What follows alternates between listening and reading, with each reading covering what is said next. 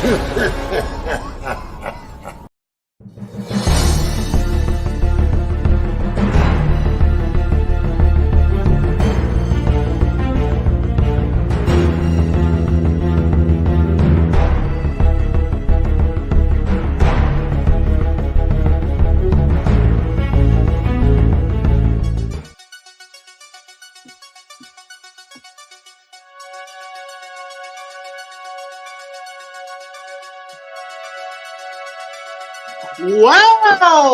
What's going on, everybody?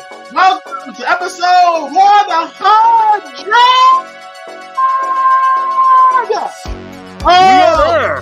PrimeTime Gorehounds. Ladies and gentlemen, my name is James Tim, coming from Davenport, Iowa, and Paul from the UK, Gorehound himself. And tonight, we are watching the 2009 cinematic masterpiece, Rob Zombie's Halloween 2. Ladies and gentlemen, we are live. Oh, how the hell are you? And what the hell are you wearing? Oh, well, how's it going, dude? Music's a bit loud, by the way, just so you know. I'm doing good. I went to that modeling agency. I got signed up and had a good time with that. And I figured, it's the 100th episode, so I figured let's do something different. Let's have a little fun. So I decided to, dress for the occasion with my carnival costume. And when I say I'm head to toe in costume, I'm not joking. As you can see, I got the waistcoat, got the coat here, got my feathers on my hat that I usually wear. Got my nice looking mask, as you can see, and yes, of course, even the old school footwear from back in the day. So I guess you could say I'm good for today. You know what? I'm feeling so good right now. I don't give a fuck. Fuck it. Right. One more time. Okay. What's going on, everybody? 100 episode. And yes, we are watching the director's cut. We're watching the director's cut of Rob Zombie's Halloween 2 because, god damn it, Paul insisted we watch the director's cut. Even though I didn't want to watch any more of this goddamn shit, Paul insisted we do the director's cut. You chose this. But there hasn't been a movie that hasn't had this much controversy since the great controversy of '94 of Finkel and Einhorn. So Paul, Rob Zombie's Halloween 2, as a matter of fact, a couple of days ago was its 15th anniversary of this movie. Yeah.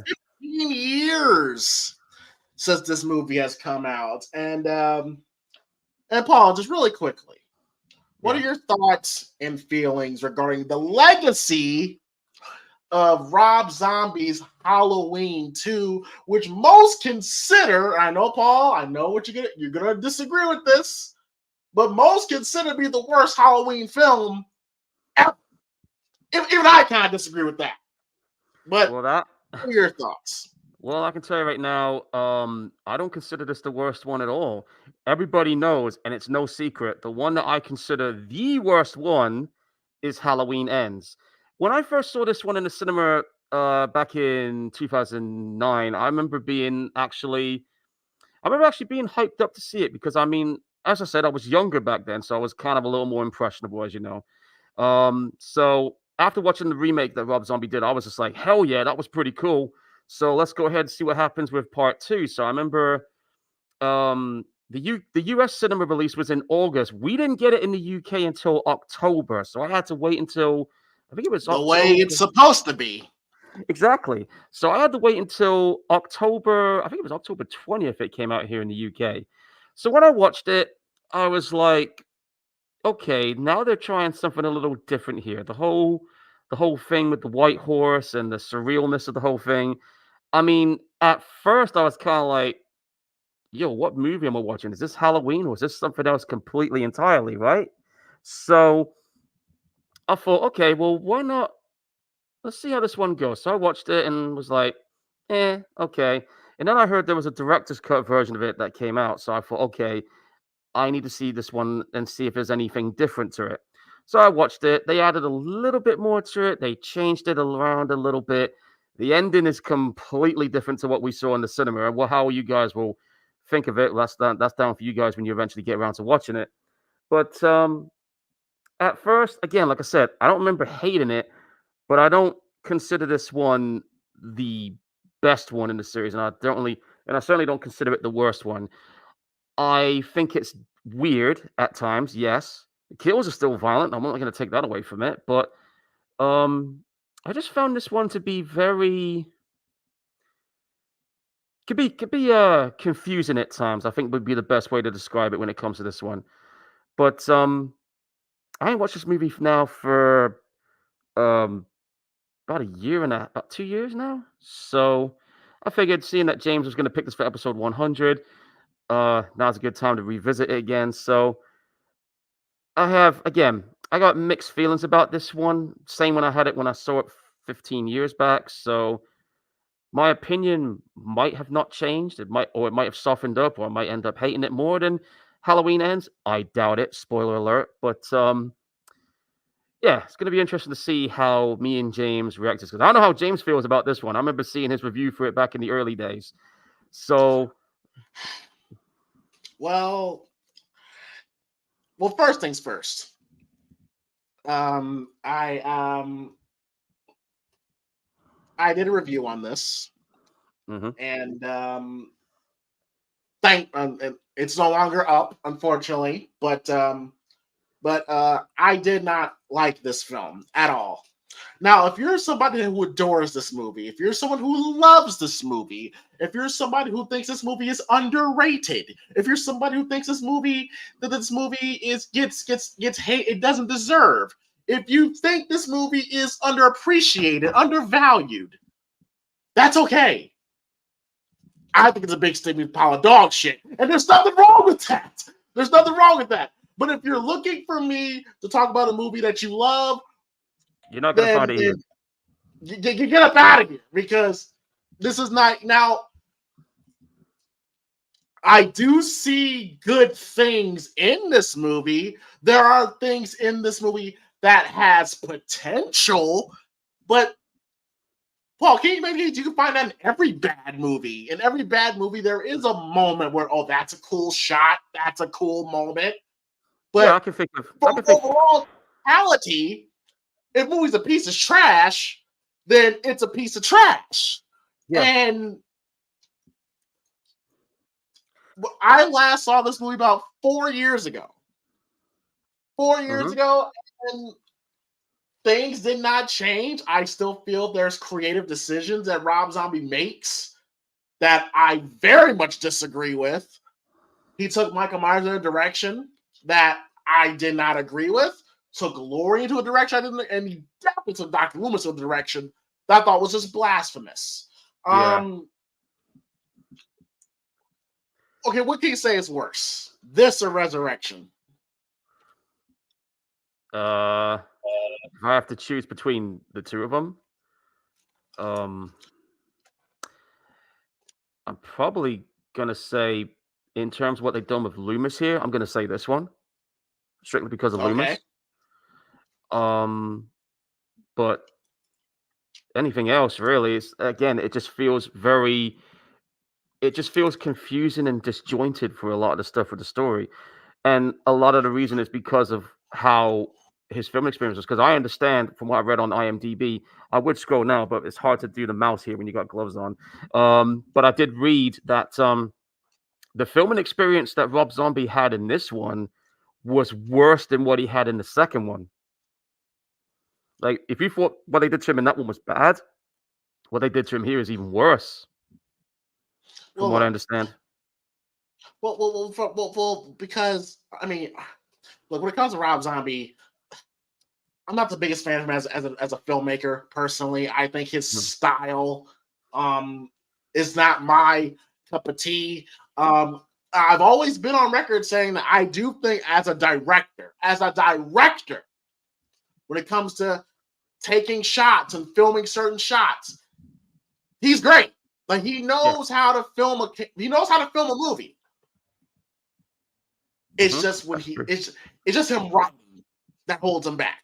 His writing is atrocious, Yeah, and his it's his been atrocious. yeah, his writing, I will say, I will admit, when it comes to writing, it's very a lot of hit and miss. For most people it's misses. I think in terms of what he's done directing and writing wise, for me, a lot of people will even say this too. His best film is obviously Devil's Rejects. That is his film. So if you give him the right story and the right script for him to work on, he can bring something out of it. But when you're doing something like this, which is a massive horror franchise and intellectual property, and you're throwing your 2 cents into it, of course you're not going to have the same freedom and creative control that you would normally have when you're making your own property. And that's and this Well, is the re this apparently, yeah, go on. apparently, Paul. Apparently, I did some research on this too. Apparently, Malika Kai gave Rob Zombie full reign. I mean, he Give gave him, Rob Zombie. He gave Robbie. He gave Rob complete. Told Rob Zombie, do whatever you want to do with this for project. this. Oh, okay. So I guess after his experience with part one, he just said, you know what, fuck it, I'm gonna go completely all out with the surrealness on this one, and that's what we ended up getting with this. Well, And plus, well, well, well. Yeah, but okay. He did not want to come back for a part two. He did no, not he want to didn't. come back for a part two because of his experiences. But Yeah, because Halloween 2020, I almost said 2018, 2007 was such a big success. What convinced Rob to come back was one. It was supposed to be a 3-picture deal, right? It was supposed to be a 3-picture yeah. deal, and because Rob had a terrible experience directing the first film, he didn't want to come back. What made Rob come back was one, this would get him out of his contract. It would get him out of his contract, and two, Malika gave him free reign. Yeah, exactly. Those are It's only because two things that convinced him to come back. yeah, so because he wanted to get this one over and done with, so he can be like, right, I'm no longer contractually obligated No to longer do mention another films. Halloween film. Yeah, and he was done with Halloween films because, again, because of his experience with these two movies, because of how the studios were so fucking uh picky with, even though he had full creative control, there was a lot of studio interference. You could kind of say the same thing with that when it comes to, I know it's not a word to say, but fuck it. Alien 3 had the same problem. Too many studio interferences, and this is what happened here But with this one. Paul, considering now, out of the two, I like the first Rob Zombie Halloween better because Yeah, it's the most Halloween of the two films. agreed. That's the one that had the studios, whispering in his ear. This one we got here is just Rob doing whatever he wanted. So maybe the studios getting at Rob was the best idea. I guess so. But he didn't like that, and that's why we ended up with what we're about to watch next. God damn it. Okay. You All chose right. it. So I did because of my mood right now. I knew it'd be entertaining for you guys. So but yeah. So yeah, episode 100. Quite poetic. We're doing I chose Halloween 2. I just figured this would be a fun, entertaining episode. And plus 200 episodes, our first episode. Technically, our first episode was the Texas Chainsaw Massacre franchise discussion, which was a fun Yeah. discussion. And then our true episode of the Project Gorehounds was Christmas of what, 2 years ago? It was 2021. Black 2000, Christmas. yeah, 2021 Black Christmas was our first real episode of Primetime Gorehounds, and yeah, episode 100. Damn, it took us almost 2.5 years to get us to 100. Well, we probably gonna wait. We're probably gonna been past that if our schedules didn't, Yeah. conflict A lot of it, sometimes. but we're always here. For sure, for sure. Now, of course, We are a movie commentary channel you can watch alongside with us. And this ought to be interesting. This will be an experience. So, Yeah. of course, ladies and gentlemen, for the rules of the PrimeTime Gorehounds, we watch the movie as it goes. We give our our real reactions and analysis and commentary to the movie. You can watch alongside with us, or you can watch alongside us in the archive. Really doesn't matter, but we give our thoughts and commentary. And the rules go 3, 2, 1, play. When we say play, you press play. Again, 3, 2, 1, play. When we say play, you press play. And if you don't press play, you're gonna end up with a big ass knife sticking out of your head. Yeah, God. All right, so 100 episodes. Rob Zombie's Halloween 2 going live in 5, 4, 3, 2, 1, play. And we are in for the 100th time. Dimension Films. Mm-hmm. Now, I will White say horse. this, Paul. If you got to explain to the audience what the white horse means, you're off to a bad start. Pretty much already. I don't even need to read it, but you guys will see it if you're seeing it. And here's Sherry Moon Zombie. Now, I don't mind Sherry Moon Zombie making an appearance in a flashback. Yeah. But what we get with her throughout the whole movie is ridiculous. It's ridiculous. Weird. It's weird. I'm just going to go ahead and say it. It is weird. And of course, we got a different kid here playing younger Michael Myers. And of course, they replaced this Hanson lookalike kid. They recasted Dave Fair for this kid from Hanson because apparently Dave Fair was too tall. He was too old to play this role. Apparently, they filmed some scenes with him, but they thought it was better to recast him. And I'm just like, I mean, is it really that big of a deal? Like, could have just kept him as he was. Plus, he's sitting down most of the time. Like, why does it matter? Yeah, so what difference does it make? And hey, Philip and Lou, how you doing in the chat box? Hope you guys enjoying the stream. And seeing my skull face looking mug on this camera. I like the title sequence. Yeah, the title sequence is pretty good. 15 years later. And of course, this is filmed in Georgia instead of California, like the first film. Yep. And of course, we've got Brad Dourif back in here again playing the sheriff. The best thing about this movie. Yeah, I guess you could agree with that one because I mean, he is. Say what you want about the films he's been in over the years. He does put the work in no matter what he's doing. He's the heart of this film. He's the heart. Yeah, exactly. Now this opening scene here. This opening scene is very well shot, and a lot of people say it's the best, arguably one of the best scenes in the Halloween franchise. They might have a point there because this scene is pretty messed up, especially with just the after effects of that. She's just been through a lot of shit, and she's got the scars on her face to prove it right now. Yep, Scout Taylor Compton comes back as Laurie Strode, who just recently got married.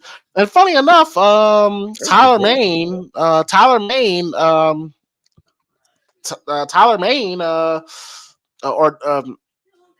the one that pretty much married them pretty much. Hey, congrats to her for getting married, man. That's cool.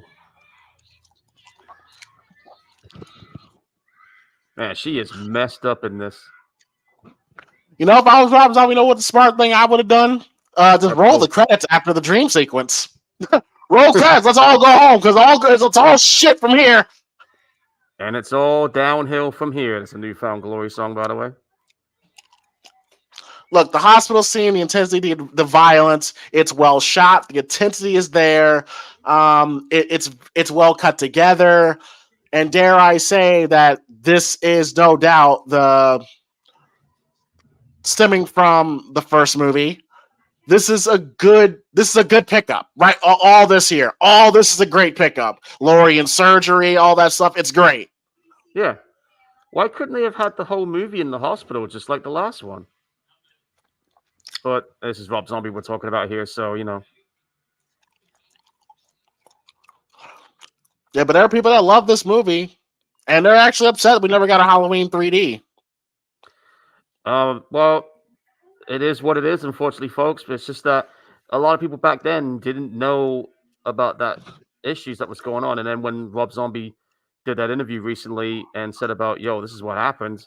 This is why I'm not involved in it no more and why I wanted out. And people, I remember when I saw that article that you showed me and then talked about it on the video, I was just like, damn. So that explains why it was like it was. Because I didn't know at the time until we saw that article on it.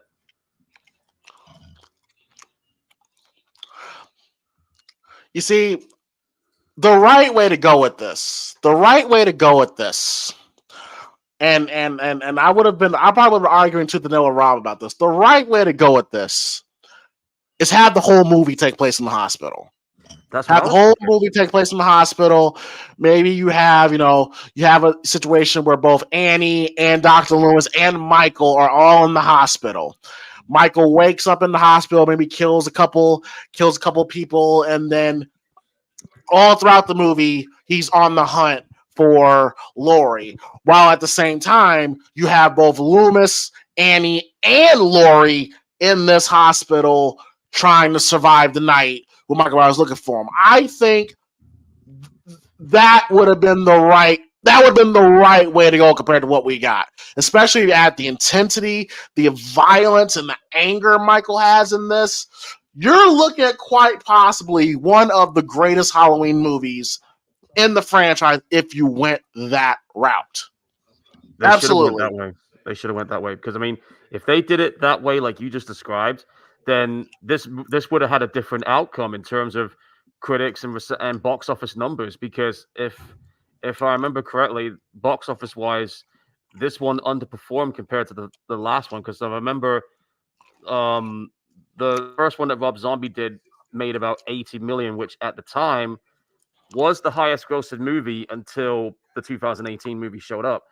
And then this one came about, and I think it only made about 34 million, which is a huge downturn to compare to that tells you right there, Paul. That tells you right there that the first movie made money because a lot of it was due to hype. A lot of it was due to it's a new Halloween movie. It's Rob Zombie directed. It's a lot of it's a new take whatsoever. But that drop off tells me that now, of course, the Halloween fans, of course, they care. But we're talking about from a grand scheme of things, many didn't give a fuck about seeing a second film. But that tells you right there, that drop off in the box office tells you that people weren't interested. No, they weren't. There was just because of how I guess a lot of people wasn't so fond of the first one, because again, that one didn't do well with critics either, most of them anyway.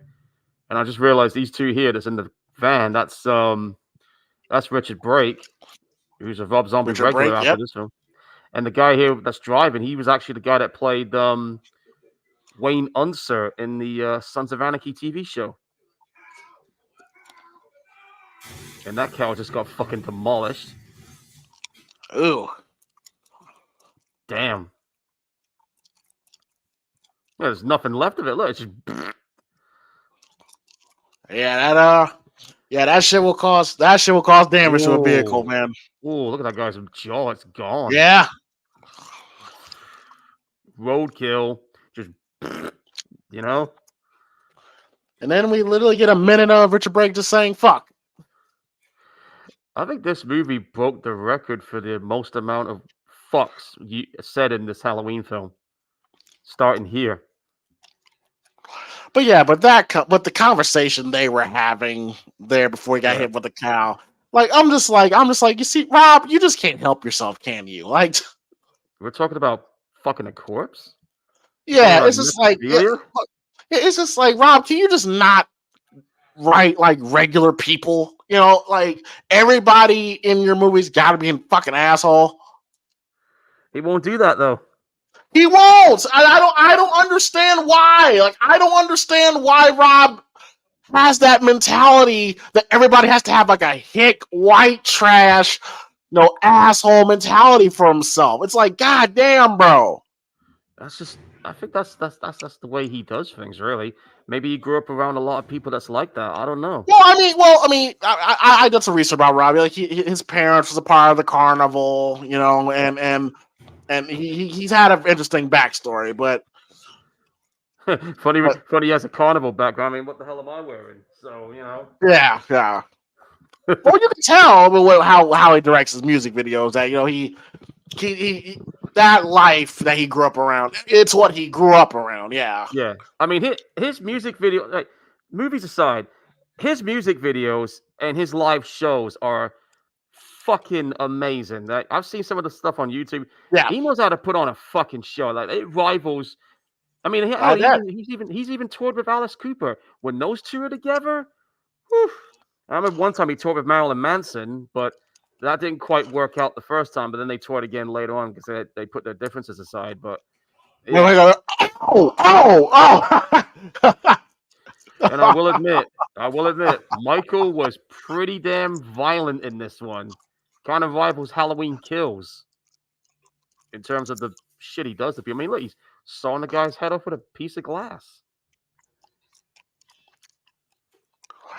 Yeah, and this is when it gets weird. Yeah, the whole thing with the white horse. How the hell did he survive a gunshot to the head? Oh, that's a stupid question. It's Michael Myers, isn't it? So Yeah, and we just when I first saw this, Paul, like when I saw the white horse, I was like, well, we're not doing this, are we? We're really not doing this. yeah, Please don't tell me we're we're doing doing this. this. We're doing this, unfortunately. Because here's my thing. Because my problem with this is like, wait a minute, white horse. This was never established in the first film.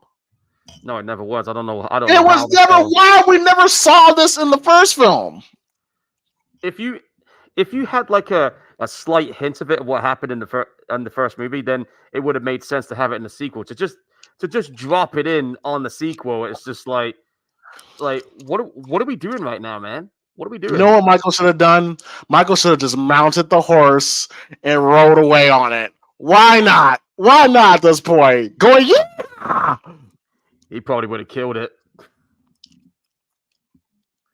That's what he should have done. I would have fucking loved it. I'm not gonna hold you up.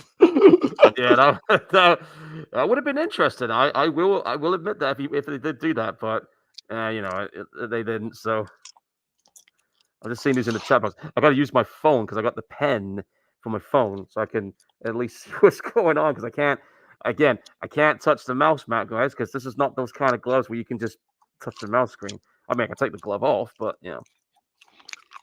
There's Octavia. I will admit, Octavia Spencer's death is intense. Well, it is intense until you realize it's all a dream. yeah. That's the one thing that sucks is that this whole hospital sequence was a fucking dream. It was all a dream. I used to read Word Up magazine. But what he did to her in this one was just, oof. And ain't that Trickster from Texas Chainsaw 2 that she was talking to? Yes, it was actually funny enough. Yeah, thought so. See, I know my horror movie Easter eggs. He's the expert, folks. I know a little bit too. And there's Daniel Harris, who's definitely looked like she's seen better days right now. Annie, are you okay? Annie, are you okay? Are you okay, Annie? Yeah, he went there.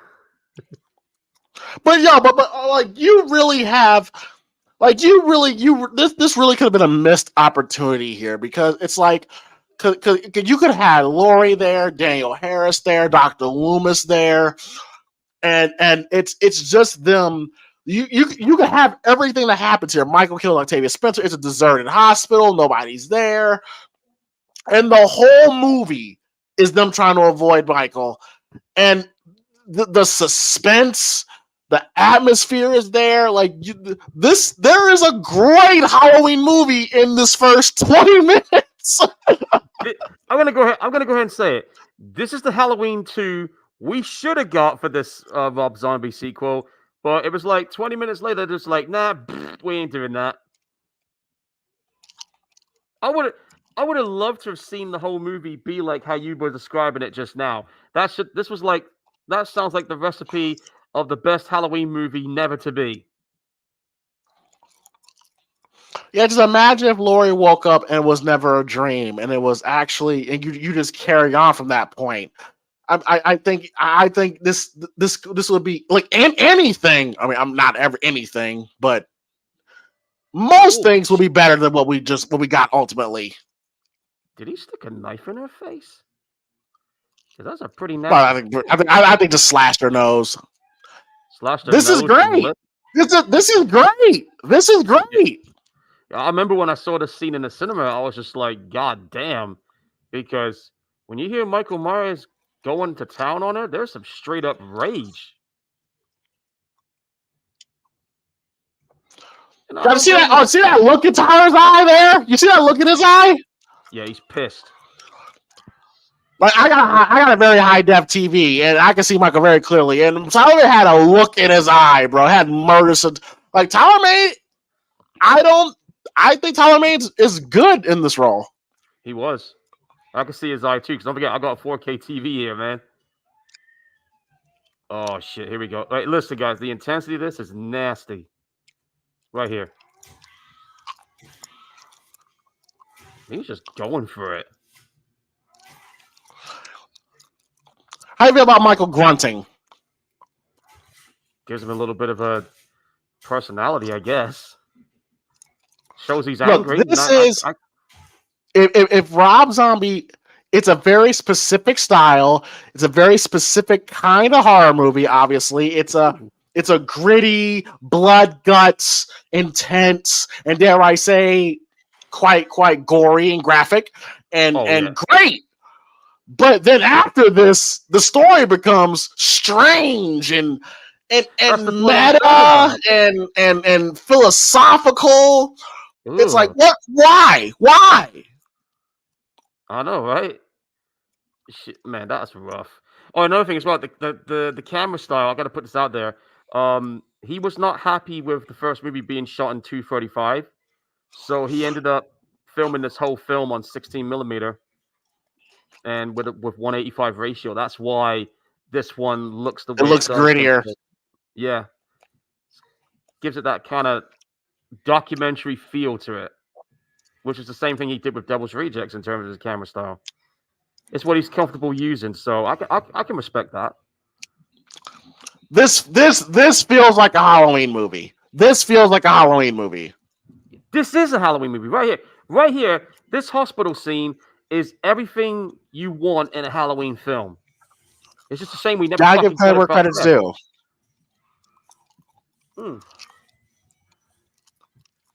Yeah, this is a very good opening. It's scary, it's dark, it's intense, it's suspenseful. It's like he invested. It's like he put all his energy into this. Yeah, and then you got this scene here, which was never in the cinema version, where there's just fucking piles of bodies down there, and I mean, he just wiped out the whole entire hospital.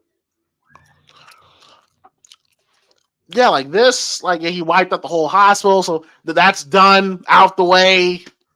You know, it's like it's literally just them three, and this could have been the whole 90 minutes, and this would have been so intense. I never understood why that specific scene here was not in the cinema version. I don't get that at all. I didn't find anything that disturbing about it. I think it was a good suspenseful moment. So why take it out?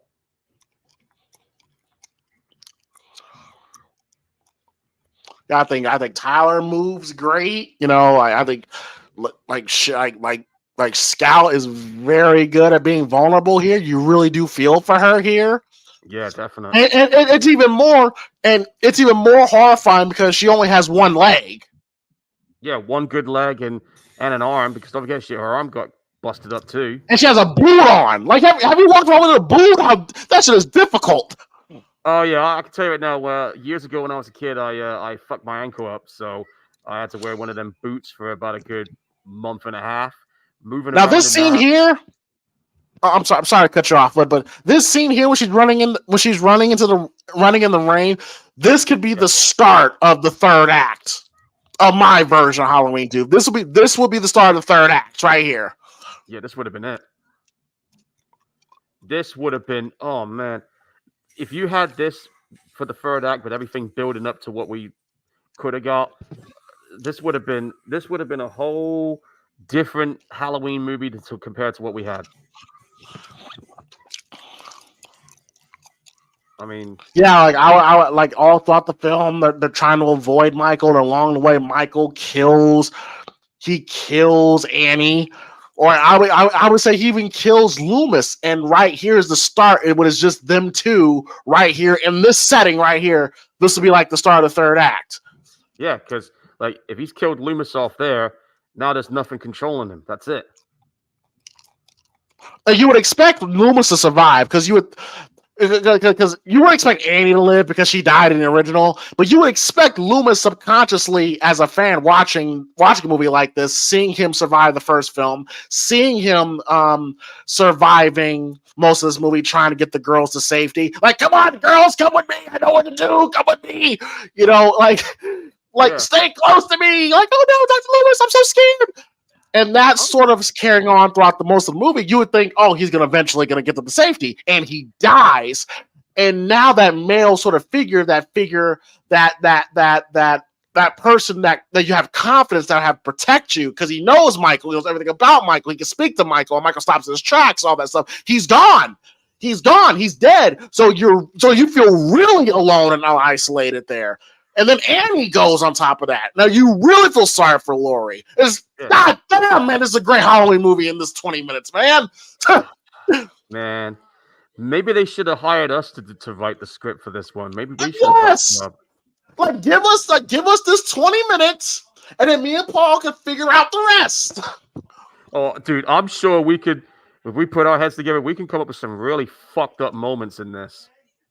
Well, you could probably come up with the fucked up moments. I could think of the more suspenseful, scary, with the theater of the mind moments. All right, I'll tell you what. You handle the suspenseful moments. I'll come up with some really creative, gruesome with the kills. Yes. Because there's a reason why I'm called Gorehound, people. Because I can think up some fucked up shit.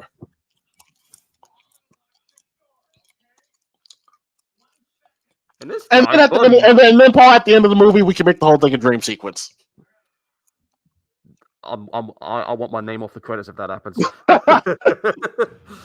like at the end of the movie, we can have Dr. Loomis waking up Laurie. Like, Laurie, wake up! The credits are about to roll. We can make it that self-aware. Oh man, can you imagine how the audience will fucking eat us alive, man? They would. We would just troll the hell out of everybody. Yeah, we could do that, but oh my god, I would say I need a drink right now, but I can't because I got no, But yeah, another thing about Rob Zombie I got to put out there as well is his soundtrack choices. Has always got that 70s. It's a great song. Yeah. Moody Blues, Nights of White Sands. It's a great song. Yeah, I will admit because of Devil's Rejects, I did end up liking some of the songs that was on there, like the two songs that Terry Reid had on there, and of course the Skynyrd song that had at the end. I thought that was just perfect. And this guy just got axed in the back, and this would have been a great third act. Yeah, Michael looks great here. He looks horrifying. I like the look of the rain and the wet hair. I think it's fucking cool. Like imagine you have this moment, and then when Michael's trying to bust his way in, maybe have like Annie. Maybe we keep Annie alive, and she just fucking runs over Michael with a car or something like that. Like could have, yeah. The bit when he breaks in and he's about to stick an axe in her face. Somebody, I guess you could say, who's still alive, tackles him or shoots him, and then she makes a quick getaway. He kills that guy, and then she's in the car and just completely mows down the place that Yeah, he's in. mows them down. Yeah. Completely demolishes that hut because Yeah, this the guy. mood is there, the atmosphere is there. It's very intense and violent, but works because it's stemming from his first Halloween movie. Yeah, and he is doing an absolute demolition job on This that is hut. this is great. This is great. Like, God damn it. This would have been a great third act, man. Yeah, if this was a third act, because you're invested up to this point, and I do think despite the fact an unusual story in the White Horse, and again, folks, when you say the White Horse, yes, the White Horse is strange and it's weird, but to Rob Zombie's credit, it's not nonsensical. It's not for no reason. There is a reason for it. There's a philosophical reason for it. There's a symbolic reason for it. It does make sense. And not that it makes sense, White Horse doesn't make sense. It's not like all of a sudden in a Halloween movie, there's a giant cheeseburger running down the street. Like, what the fuck is going on here? It's like, it's not like a Family Guy episode where it's random and it doesn't make any sense. It does make sense. It's just a strange course of action to take with the narrative of Halloween, and it's only strange because you built a character up over the course of 30-something years up to this point to be a certain way. Now, of course, Rob Zombie likes to be avant-garde and say, you can do that. But when you do that, you got to expect most of your audience to go, hang on a second. Wait a minute. So now you're telling me that this is what you're doing? This is the character of Michael now? And there was nothing in Rob Zombie's first Halloween that could lead us to believe that Rob Zombie's Halloween 2 would go this direction. That's my problem. Again, it's the same problem, I guess you could say, with Corey. Same thing there. Like, if you, like you were pointing out, all the stuff, I completely agree with. If they went with all that stuff, you could have made something interesting out of this. But it's just, man, it killed me, Paul. It killed me, Paul, when I found out it was a dream sequence. As soon as Lori woke up, man, I was sick. I was sick. That's the end of the movie. That's the end of the movie. Oh yeah, this is when the movie slowly goes down. Yeah, this is the point, folks, where things just start to go, downhill from there, and that's it at this point. And this and the direction he takes with Lori, like this scene here, Lori was a very innocent. She was a very innocent, girl. And then this one scene here, when she flips out, it feels like a completely different person saying fuck all the time. Like her hair's in dread. She's surrounded by she's like a punk rock chick now. And if you look, this scene here, this is actually the bit where she says one day at a time. That's when they cut the scene out. This is the extra scene that they added in this director's cut version. Yeah. And this is extra. But Paul, when I saw this version, I was like, whoa, what the fuck? Yeah, I remember when I saw this, I was just like, this is not the Lori I remember. I mean, this is me being biased. I do like the rock chick look. I'm not going to take that away. But I don't like the way she is with her friend, the only one that gives a shit about her right now. Of course you do. Of course.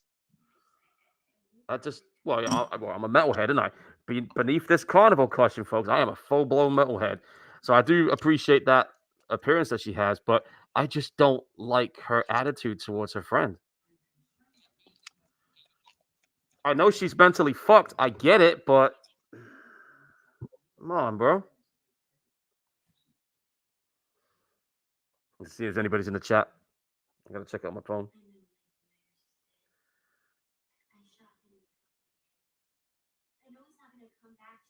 I think they added a little more to the therapy scenes as well. I think not this scene, I don't think, but later on, there's there's a little more in the therapy scene where she's freaking out on her doctor because of, I think it's because she didn't get her prescription or something like that.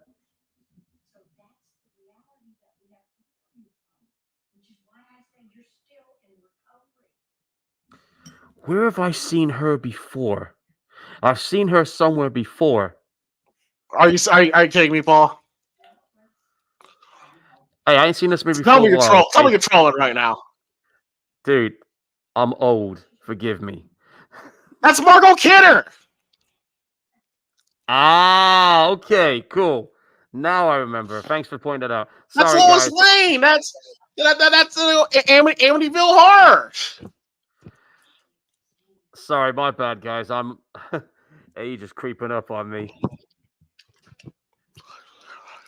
Now I will say, now I love Margot Kidder, especially young Margot Kidder. God damn! But instead of her being a psychiatrist, it would have made more sense to me, if it was Dr. Loomis. That would have been more It would interesting have made more sense. It would have, yeah. Instead, they turned Loomis into, well, we're about to see that in the next 2 A or 3 minutes. pompous douchebag. They turned him into Dr. Phil at this point.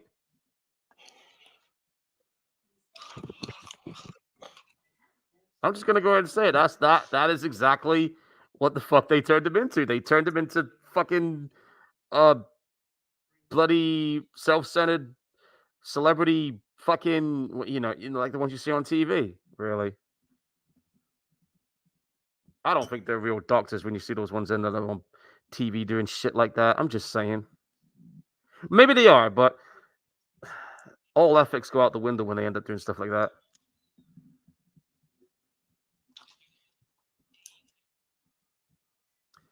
And speaking of Loomis, folks, I know James is going to have a lot to say, but before he does, I want to say how I feel about this version of Loomis. Let me just my hat back because the headphones are grinded into my head. Ugh. Why? Well, that's the first thing I want to say. Absolutely. But, like, listen, you're a goddamn psychiatrist. You've been through some shit. And now you're going to whore yourself out and publicize all the bullshit that you said you were never going to do.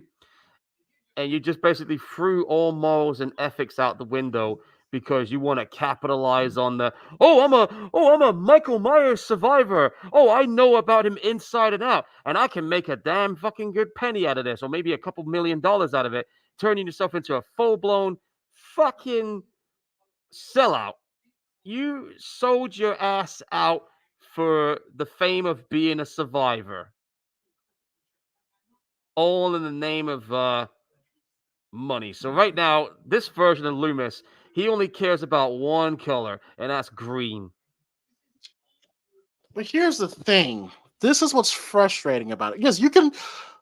What is most likely? What's more probable that this character, knowing what we know about this character in the first movie, everything that we know about him, and his ethics and this that whatsoever, what is most likely? The most likely scenario is for his character to be after this scenario, after everything he's been through a year later or 2 years later, is this.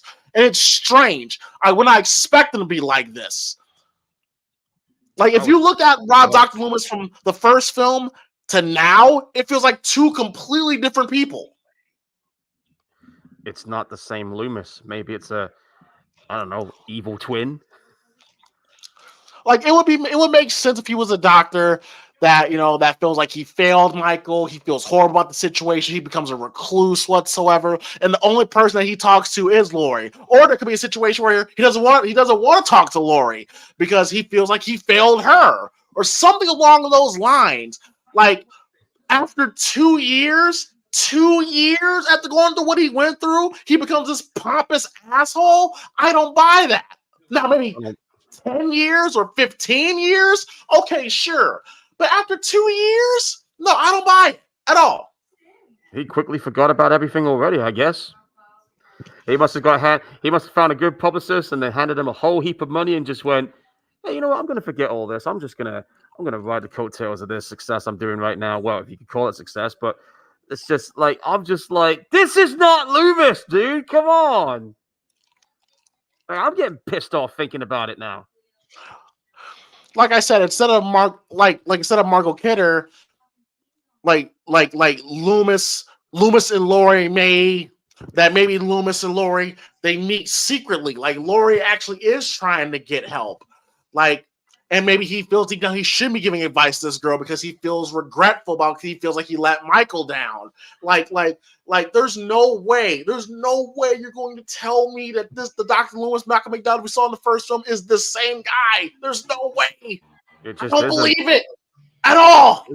It isn't. At least they're playing some decent And also, there's no way Dr. Loomis would not have told Lori that she's Michael. That he would not have told her that. There's no way in hell he would have kept that information from her. There's no way. And there's no way he would have put it on the damn book either. Just saying. If he really gave a fuck about her and not wanted to fuck her life up further, he would have never divulged that information, especially on a public platform like a book that you're trying to sell.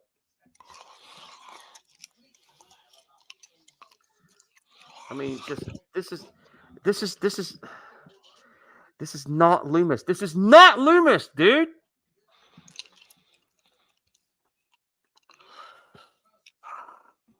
Do you see Hobo Myers yet? I did see the younger version of him. They're at the bit now where Loomis is talking. Why, you want me to pause it? Well, I'm at the part where you see Hobo Myers about to get the next scene where she meets with his ghost mom and shit. I ain't there. Yeah, I'm a few bits behind. Let me. What number you at? I'm at 3752. Let me see where I'm at. I'm at 3610. Pause at your end a minute. I'll tell you when I catch up. Okay, where we see Hobo Myers and I did not. This is ridiculous. I'm at 3627 right now. Well, I'm almost there. About 30 seconds past. Michael Myers is fucking dead. It was like Dr. Loomis would not say that. He would never say that. Hey, you know the bit where he says, "Let me make one thing nice and sparkly clear." That was a nod to Clockwork Orange, which he hasn't. Yeah, I haven't got to that part yet, but I'm just pointing that out. Well, that's Rob Zombie for you. Add little Easter eggs in there. Yep. Okay, now one of the journalists is talking about Michael, and now he's changed his attitude a little bit. 3705, and you're at again 3752. Okay, give me about 42 seconds. We're almost there. 37:15. I'm the one behind this time. That makes a shocking change, doesn't it, folks? Yeah, it does. We're in the twilight zone.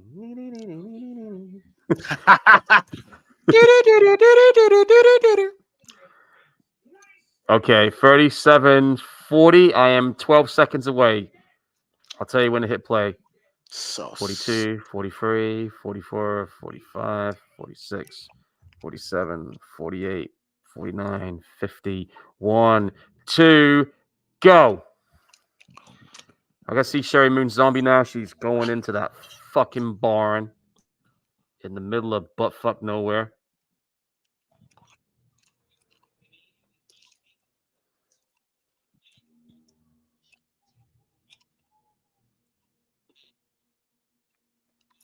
Just gonna refresh the chat a minute, see if anybody's here. No matter how people try to justify and try to say, "Oh, it's good because of this, it's because of that," I'm glad you like this film. I think this movie is a big pile of donkey shit, and scenes like this is why. I guess the reason why people like this movie is because I don't need to see Michael like this. I guess there's some people out there that Okay. did. oh, his mom is telling him to kill. Okay. One, we never saw Michael have these visions in the first film. This is so Friday the 13th right now. Part 2, I should say.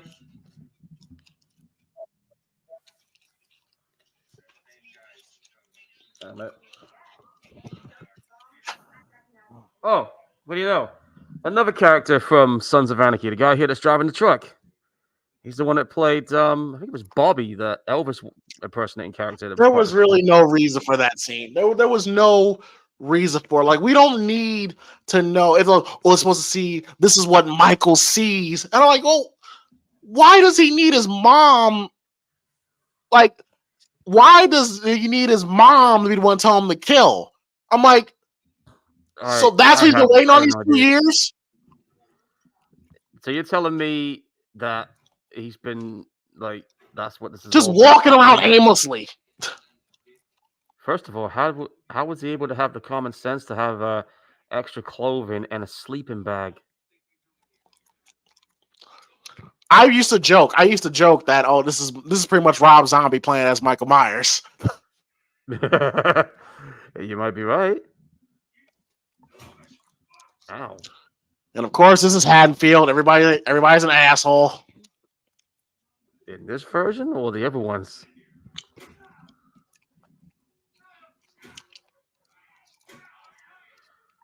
And I just don't understand.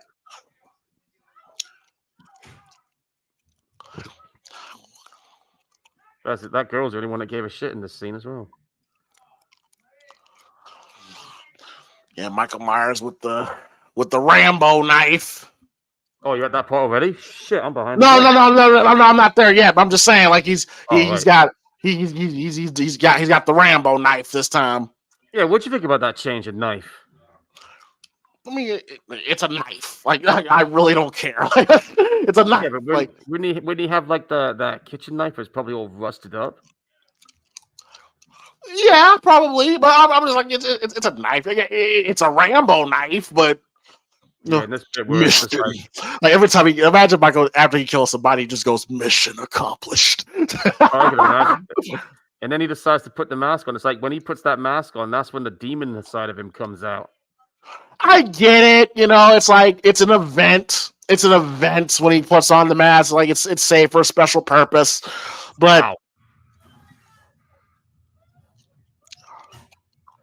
And again, I'm not taking anything away from the kills. They were pretty violent. That's the one thing about this I can say that was all right.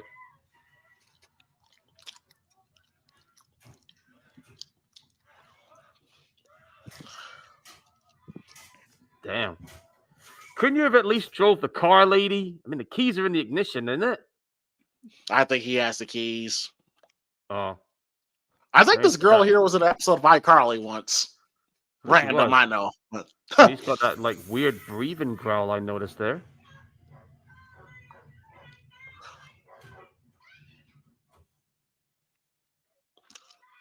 And it's a good shot. I'll say that. Now, I was cool with the grunting in the beginning. Here it was kind of obnoxious. Yeah, I know. They kind of overused it in this bit with the dog, man. Yeah, it sounded like he was about. It sounded like a masturbation thing. But anyway, yeah. Maybe he gets off on the. Oh, pizza. There better not be any fucking pineapple on it. I'm gonna be pissed. Anybody that puts pineapple on pizza is evil. I'm just saying. Dude, I'm gonna go ahead and say this, okay? Putting pineapple on pizza is fucking blasphemous. Like when I was in Venice, and I told one of the pizza vendors, and one of my friends had pineapple on their pizza. I don't know what it was he was saying, but he was not happy. He was saying something in Italian, and I'm just like, uh-oh. Oh, another thing too, right? If you ever go there, dude, and you order a pizza, whatever you do not call pizzas pepperoni. You gotta call it spicy salami. If you call it pepperoni, I can't guarantee your safety. You know what, Paul? I can do whatever the fuck I want. Okay, I'm just kidding. I'm just not over there. You're not. Trust me. I made the mistake when I was there first time last year. I had to stop myself midway because he was kind of giving me that look, and I just thought, yeah, my apologies. Spicy salami. He's like, okay. So it was all right though. I mean, like I said, it was a whole different experience when I went there the first time. So you gotta be aware of certain things and all. Oh, that poor dog. What did he do to Now you, we're about to see Mikey? me Come the on. we're about to see me the dog, man. Just I don't need to see this. He's eating the dog. We know what he has to do to survive because he's not their average eater. Like we do we have to see it? It's like ugh. Of course we do. It's a Rob Zombie movie. And by the way, Daniel Harris, even scarred up, is still cute. Hey, you know what they say? Chicks dig scars. Or in my case, hey, she looks nicer with the scars. And that was a sweet scene. It was a sweet scene with Brad Dourif and the girls here talking about the story of Starvin Marvin and all that stuff. Like Brad Dourif and Dan Harris is the only two people I actually give a fuck about in this movie.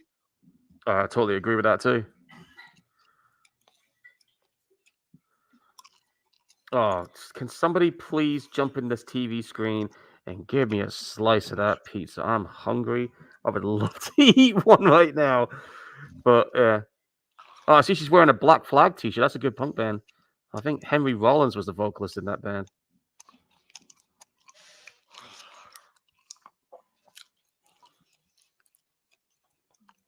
This is a nice little tender scene here with these two. Probably the only one we get. Yeah, because the rest of the time she's at her damn neck. What's Michael Myers thinking here? He's thinking, why the fuck am I on this movie? He's got that look like, what the fuck am I doing here, bro? Like And this is again, I can't shit on it for being different, but I can shit on it for being in this because they should have explained this in the first one and then bridge it into this. So they're just dropping it on us.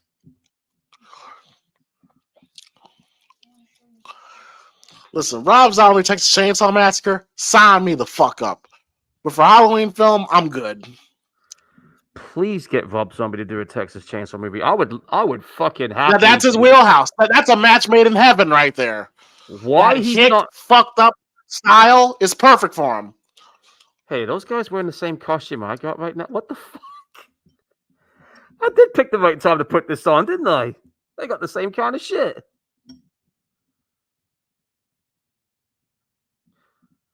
But yeah, like you were saying, get Rob Zombie to do a Texas Chainsaw movie. I don't think it's going to happen though because of his experience with the big studios, he doesn't want to do that now. That's why a lot of the movies you've been seeing lately that he's done have been like straight to video gigs with a very minuscule budget. And that seems to be where he wants to be now. Oh, look, there's a Charles Manson poster. Nice. I've seen those cartoons before. A long time ago.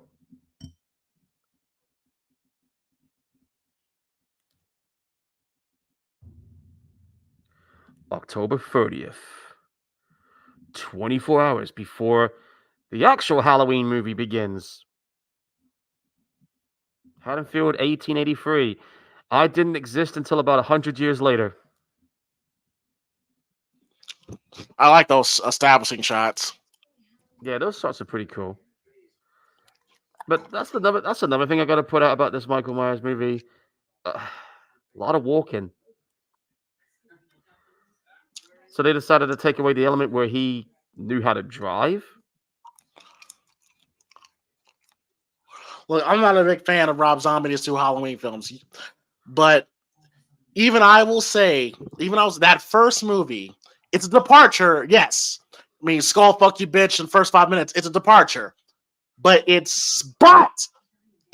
still remnants. There's still something there of Halloween, and I think for this movie to just catch on, it would have had to have been its own thing from the very beginning. Loomis would have had to have been a pompous asshole from the very beginning. and all sorts of stuff. Also, this is such a strange character arc for him. It doesn't really change. It doesn't really change. Really, it's not like he has this come to Jesus moment in this movie, does he? I think he might do a little bit at the end. I think, but again, like I said, guys, there are two different versions of this ending. We're not going to be seeing the cinema version that we got initially. This is going to be the director's cut ending. So I guess you could say he kind of had his found God moment towards the end, maybe. I don't know.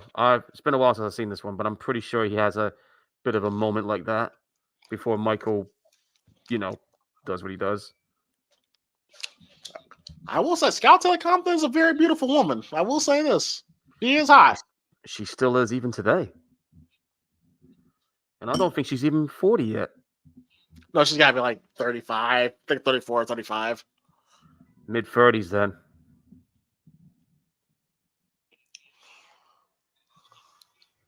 Then you got this weird shit. This scene here was so unnecessary. Did we really have to do this? We're reenacting the scene from the first movie, but the role's a little different. Now when she's dressed up as Michael. Yeah, that's right. And then cuts her neck open. Like, what are we? It is another dream sequence. I know it's her descent into madness, but now getting away with one dream sequence in the movie is very tricky in today's audiences. Mind you, this was like 15 years ago, but still, like for all intents and purposes, this is something that you can't keep having this level of, because this is look at this, man. Just call her a fucking cunt and everything. Wow. Feels like a Rob Zombie music video right now. Yeah, it's well edited. I mean, the cinematography, but this is not a Halloween movie. This is not Halloween. I can say the same thing with Ends in Part 3.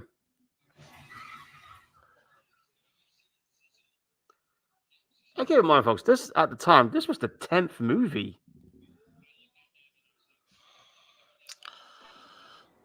What the hell was that? Krusty the Clown, I wish I fucking knew. Like, she's losing it, dude. She's absolutely losing it. I see what they were trying to do, but this ain't the movie for it.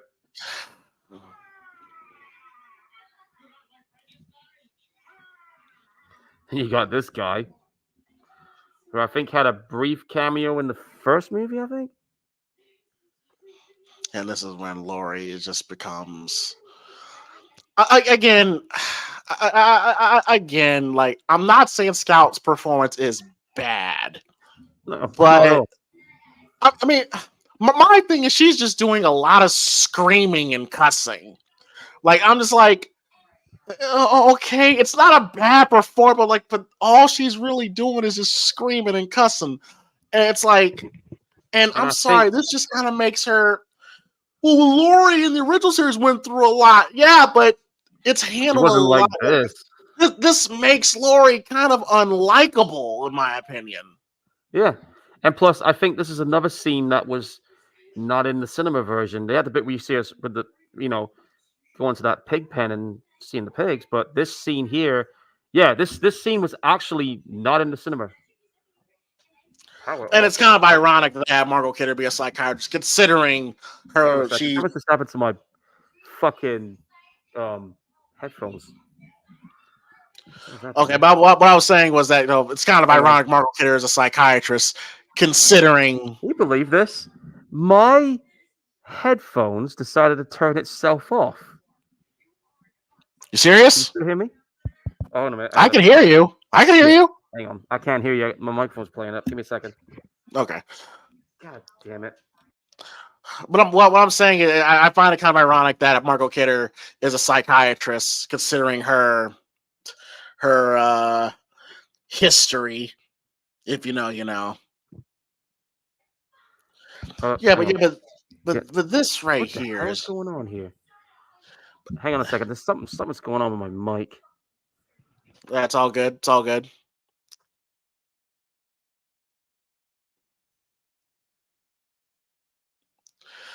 Yeah, but this Scout. I mean, Chad, how do y'all feel? Chad, how do you guys feel about Scout? Her performance here. It's weird. I like this Hold on. shot of Michael walking in the cornfield. I like that. What the fuck?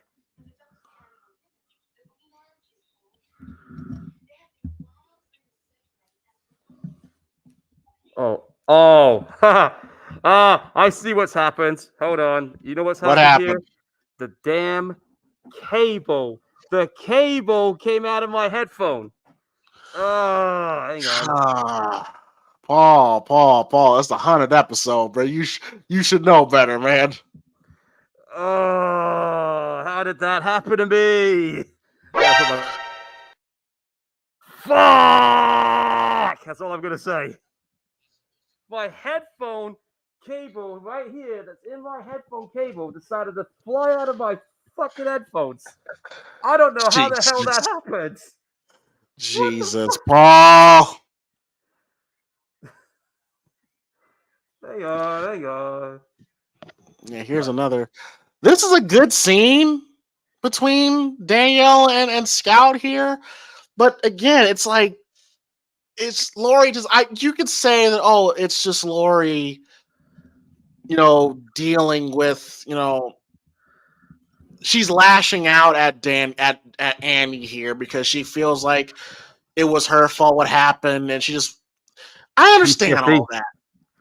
She's Yeah, suffering but PTSD. it just comes up as a bitch here. Yeah.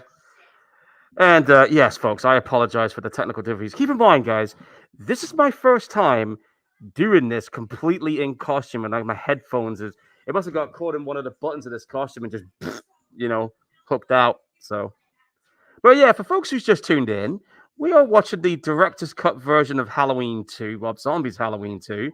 This is our 100th episode, and yeah, do not adjust your sets. You are seeing somebody in an old school 1700s costume here. Like she said. That's how I felt when the technical difficulties happened. Rabbit in the Red. Nice name for a... Oh, okay. Oh, speaking of parts. No, I did not get I was not able to get the Showtime. Maybe next time. For another episode or whatever. This guy here, he's so happy he's ended up on this TV news report. I've seen people like that. Yeah, but in the grand scheme of things, like, why did Michael do this? Well, why is he here? Because his mom is on the damn posters? You can look at it that way, because because you kind of get a sense that Michael kind of takes offense to people exploiting his family and his family. But at the same time, it's like this is just here to just have Michael just kill somebody. They would just kill fodder, basically. They were expendable. And apparently, this dude here is the caveman from the old Geico commercials. Oh yeah, he is. He's even been in a few more Rob Zombie movies after this one. He was in Lords of Salem, which I was not a fan of. 31 was good. He was on You don't like Lords of Salem? Oh. Yeah. And I think I thought it was the one movie. I thought it was the one movie where Rob Zombie actually tried to be different. I don't know. I just didn't. Maybe it's because I only watched that one time. I think it was because I wasn't expecting that kind of movie from him. I think it was too slow for me. I need to watch it again, of course. I enjoyed it just for that reason. I was just like, holy shit, Rob Zombie's actually, he's actually trying here. He's actually trying to be diverse here. And I actually kind of liked it. I think it's because I wasn't ready for that kind of turn from him. I definitely Just need for, to watch it again. just for him to take that risk where he was trying to go the Hereditary like route. I'm just like, Yeah, okay, all right, I can respect him for that. I thought he was taking a risk when he did that Monsters movie. His first PG rated movie, by the way.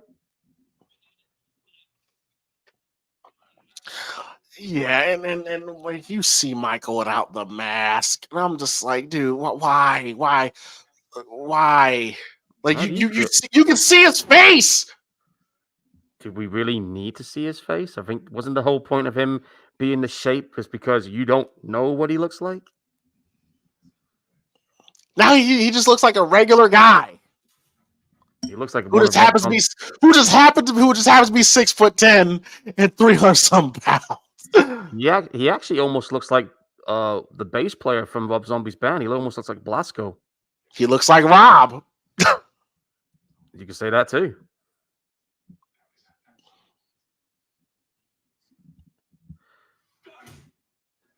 Well, you shouldn't have done that. Oh shit! Oh shit! I forgot he choke slammed him. He choke slammed the shit out of him, man. That boy's down on the ground. And if that wasn't enough, this sucks to be him. Ooh. Oh, of course, gotta have the head stomp. Well, at least it didn't splatter all over the place like fucking spaghetti like 2018. Oh, yeah. I was like, say something. That's what happened. It just splattered open, you know? And And of there's course, his damn moment. Gotta have Sherry Moon with the bug-eyed look on her face. I mean, like, hey, look, I get why they're there. They're not actually there. The mother actually isn't there. Obviously, it's symbolism, right? This is his Yeah. subconscious. He's showing a visual representation of the voices that are in Michael's head. I understand all that. It's just not.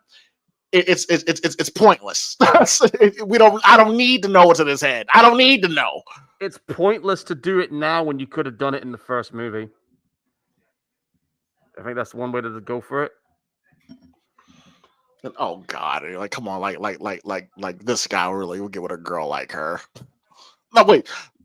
Well, Yeah. if you own a porn place, of course you're going to.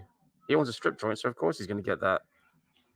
But it's just, but it's like Rob Zombie, and like he always wants to show off his wife, because he's a cuck, you know. What is that? I wouldn't say that, but you know. No, it would not shock me. It would not shock me if he doesn't mind seeing other dudes fuck his wife. They probably had some crazy ass stories from back in the day. Oh, I'm sure there's plenty. Come on, Michael, let's go. What you gonna do, bitch? What you gonna do, boy? I'll fuck you up, boy. Only he's choke slammed him again.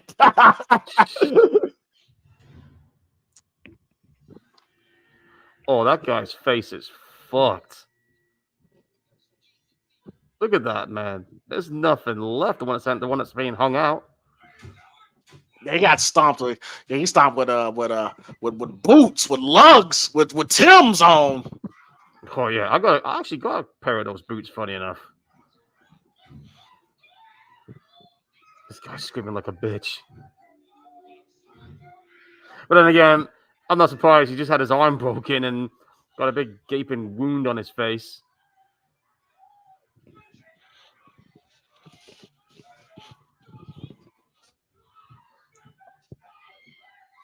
Oh.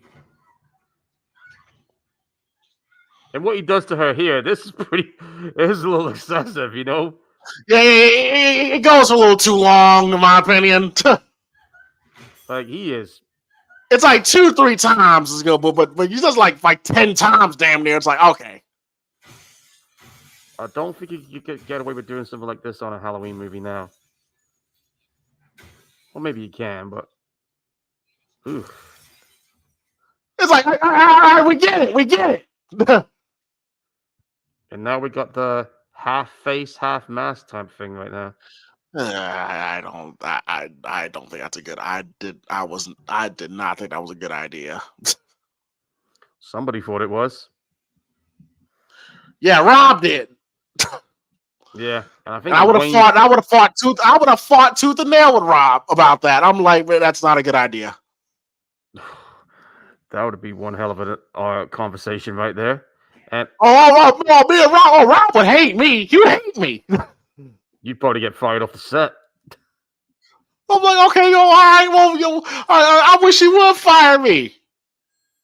You'd be daring him at this point. You'd be like, come on, motherfucker, fire me. But listen, man, I would not be afraid to say, Rob, that's a stupid idea. Yeah, really. It's like if I was doing something, you'd be like, dude, that's not a good idea.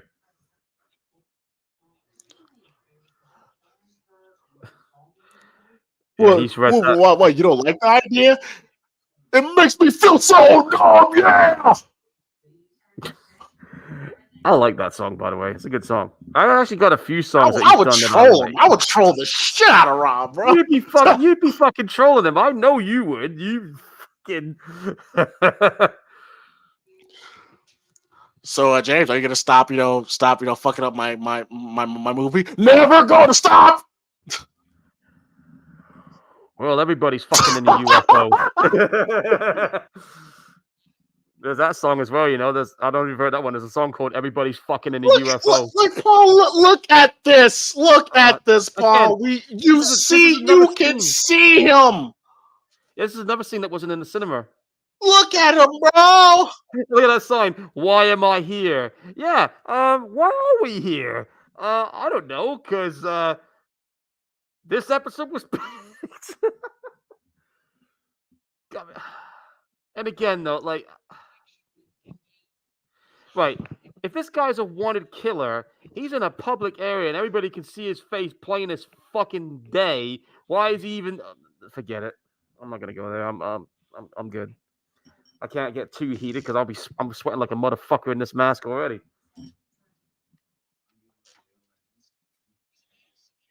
Look at that again.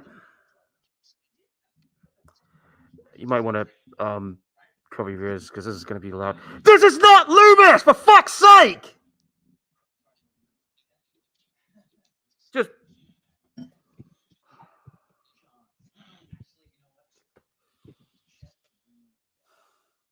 Okay, I'm good. You gonna say something?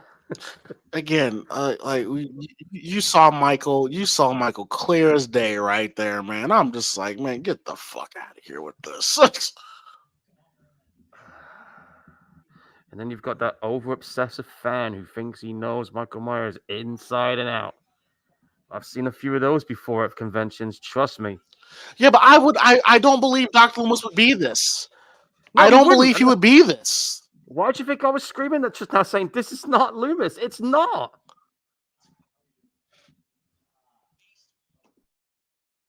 And then you got this guy, who's the father of the girl who got killed in the first movie.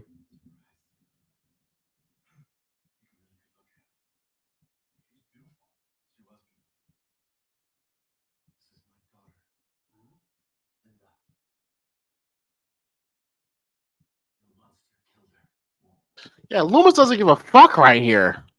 Like he's signing books. You could see. I mean, when in reality, Dr. Loomis could feel he should be like very deeply disturbed. You should be feeling it. You should be feeling a little bit of empathy and sorrow. There's none of that here. There is none of that. This is just him going through the emotions right now.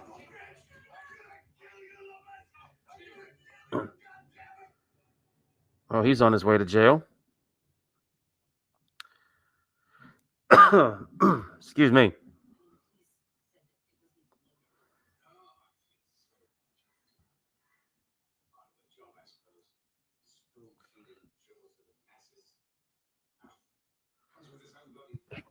Oh, fuck. Yeah, like he didn't even know the name of the victim. It's like again, it's like what Dr. Loomis, like, oh God. I'm shaking my head right now. I am Like he shaking my didn't head. even know. He didn't even know Linda's name. That is so typical celebrity. Now she's read the book. Here we go. Now she's gonna find out your whole life was a fucking lie. This was so shitty. This was so. You see, I think this would have been a whole lot better if she been knew. If she been knew from the start of the film, she been knew. So we could actually see Lori trying to get better and see her trying to move on. But That's the one thing they got right with the recent one with Laurie trying to move on. But this, nothing against the actress who's playing Laurie, Scout Taylor Compton, but I just the more I see this now, I'm just kind of like, because I guess it's because I'm older now and because I got a little more perspective on things. Now I'm just like, this is this is not this is not the way to go with it.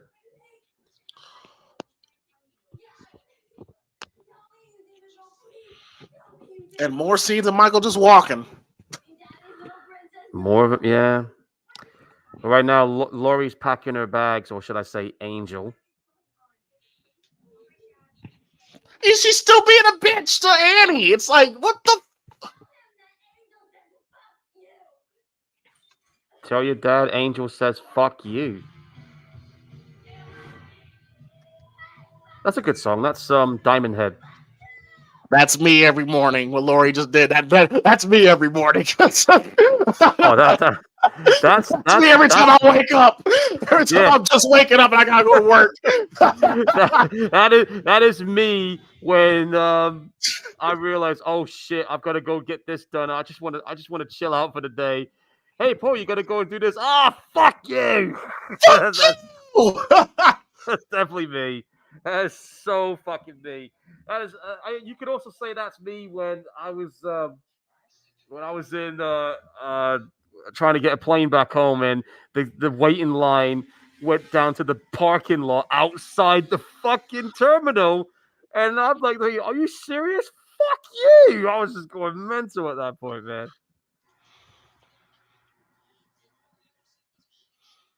So now she's crashing at her friend's place, another friend that is. And then some people say that Rob Zombie said the reason why he directed Dr. Loomis like this because it was inspiration from Bugliosi, the guy that tried Manson. And I'm like, okay, I Oh, understand that, but here's the thing, Bugliosi was an arrogant, cocky asshole even yeah, before Manson. yeah, he was. Like that's what I'm talking about. Like he was already there. With Dr. Loomis, he wasn't that guy. That's what I'm talking about. I really don't know And why then we he. discover or Dr. Like it could make sense. It was like 10 years later, and then Dr. Loomis did make a change, but throughout the whole film, you could tell the story that within the first year or two, he was a recluse. But it happens so quickly. The change It, up with Loomis, it happens it, fast, and he got over I it very personally have quickly. trouble. I personally have trouble believing that Loomis would do this. Yeah, he like I said, he got over everything very fucking quickly, and that is not the way this should have went. In my opinion, they should have never went this way with it. This should like her Scott's performance is great, but this should have been well established. She should have been new about this. Should have happened in the first movie. Is that Weird Al? Yes, that's Weird Al. You know, Whatever. white nerdy. They did a movie biopic about him recently as well, and I think Daniel Radcliffe was playing him, Sure. which I And of thought was actually quite a good film. eat it, and I'm fat. You know, you could Yeah. do those. You could do those songs today. By the way, No, you can't. You can't do that now. you absolutely can't. And plus, also, I hear he's a fan of one of the bands I listen to called Gwar. He's been to a few of their shows. He even did a collaboration with the original vocalist before he passed away for an animated episode on one of his podcasts. Yeah, man. Yeah, cancel culture would have been all over Weird Al. It's funny you mentioned about cancel culture right now because when they recently trying to cancel out Eminem, and just recently they were trying to cancel out Cannibal Corpse. Well, they've been trying to cancel Eminem for 20 plus years. I know, but just recently now they're starting to catch on about Cannibal Corpse. This band's been around for like 40 years, and you're getting all fucking bent out of shape now because of what their songs are like. I mean, like, dude, like if you see what the band members are like outside the band, they're like some of the nicest dudes you ever meet. But they have a problem because of what their song lyrics are about. I mean, if you think about it, you got some of their songs like there's one called "Fuck with a Knife," "Hammer Smash Faced," "Butchered at Birth." And you look at some of the album covers. I mean, you've seen some of the ones I've shown you, so you should. Oh, this here with a kid. I thought for sure. I remember when I saw this trailer, I thought for sure he was going to kill this kid. This could have been a whole. This could have been a whole deleted scene. Personally, Yeah, this should have just kept it on the trailer.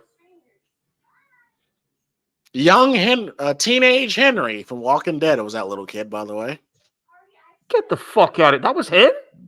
Yeah, that was him. Yeah, Chandler Riggs. yeah. Oh, shit. This is No, one not year before. Carl. Not Carl. Not Carl. Henry. Oh, right. My bad. Sorry. So that's one that ended up in season 6. Right, yeah. No, season 8. Yes. Yeah, that one. The one that ended up having his fucking head on a pike. I want to go party. Hey, why not? Your life's a lie. You might as well just party like it's your last. But Paul, but be honest, would you really want to celebrate Halloween with her? Knowing how what she's been through. It's 50-50 with me right now. If I mean, it would be one. It'd be one thing if her friends convinced her to go. It'd be one thing if she was convinced to go. And hell, you can make a case where, like Dr. Loomis kind of like convinced her to go to try to live her life, try to move on and forward. But when Lori is the one go, let's go fucking party. It's like, yeah. Now, I'm just going to point this out here, by the way, folks. I know this is maybe me being a bit snobbish about it, but this here is a real fucking Halloween party with an actual fucking band playing some actual fucking music, unlike that one we saw in 2008. Yeah, unlike that one we saw in 2018. Women with titties hanging out? Yeah, that's the kind of party I would see back in the day. I've seen Halloween parties like this back in the day. You got some decent punk rock horror band like The Damned playing or Misfits playing at a Halloween party like this. But instead, you watch that 2018 movie and you got fucking, no disrespect for anybody that likes that kind of music, but it's fucking shit to me. You don't have that at a Halloween party. What the fuck's the matter with you? Fuck. Oh, I got you. Like, if I was at that kind of Halloween party, I'd just turn around and walk out the motherfucking door. Let it out, Paul. I'd be like, I'm going to a Halloween party wearing this, and I hear that kind of shitty music playing. I'm walking out the motherfucking door. I'm gonna see if there's a local metal concert playing that's playing some Halloween stuff like Ward 13, or if it's Misfits playing in town or Danzig. Fuck yeah, I'll be at the fucking door. Here's my ticket. I'll show up like this at the damn show. I'll have more fun seeing that show than that. Go to jail. That's what happened. This is some bullshit. You all right? It is bullshit when you're playing non-Halloween music at a fucking... Okay, I'm good. You told me to let it out, James, so there you go. Paul. Yeah, Paul be the most grumpiest dude in that party, bro. Why? Be literally my exact answer. I'll be like, dude, I got fucking dressed up for this kind of fucking music. Get out of here. Give me the damn DJ set. I'll plug my fucking Walkman in. I'll show you some proper music for this Halloween party, you jackasses. Okay, I figure. Now, what's this girl supposed to be? Like, in drag? Oh, her? No, she's meant to be... She's looking like Frankenfurter from Rocky Horror. That's right. And Lori is supposed to be the nurse. Yeah, that's right. Yeah, okay. Yeah. And for Let's anybody do the time war. you know what? Maybe we should pick that for a future episode. I know my mom would love it because she's a big Rocky Horror Picture Show fan. Oh, it's a great movie. Yeah. On, legendary Tim Curry. And I don't know if anybody didn't know this, but that new movie that came out recently called Stream, Tim Curry makes his first movie appearance in 12 years in that film. Shout out to Tim Curry, man. Yeah, especially with what he's gone through. I mean, he had that stroke, which made him wheelchair bound and put a bit of paralysis in his face expressions. Like, oh man! And also, keep in mind, also he's never been married, doesn't have any kids of his own. He's a one of a kind, dude. Like literally. This is the most indecisive ass nerd I've ever seen in a movie, man. This woman is clearly throwing it at him, and this motherfucker don't know what to do. I was like, it's cringe when I see it in real life, but I've seen it happen with friends when, like, the woman is giving you ultimate sign that she's DTF, and you don't know what the fuck to do. Like, look at him. He doesn't get it. Man, get out of the fucking van. I'll show you how it's done. But she's letting you touch her breast. Like that's the ultimate sign. Yeah, when when that happens, like, dude. But it's open. It's open. It's like now she got it. Now she got to make the point for him. Like, Jesus Christ. Now he gets it. Now he gets it. But you're about 2.5 minutes late. But okay. No, of course not. But she got to be nasty, We'll listen to what she says.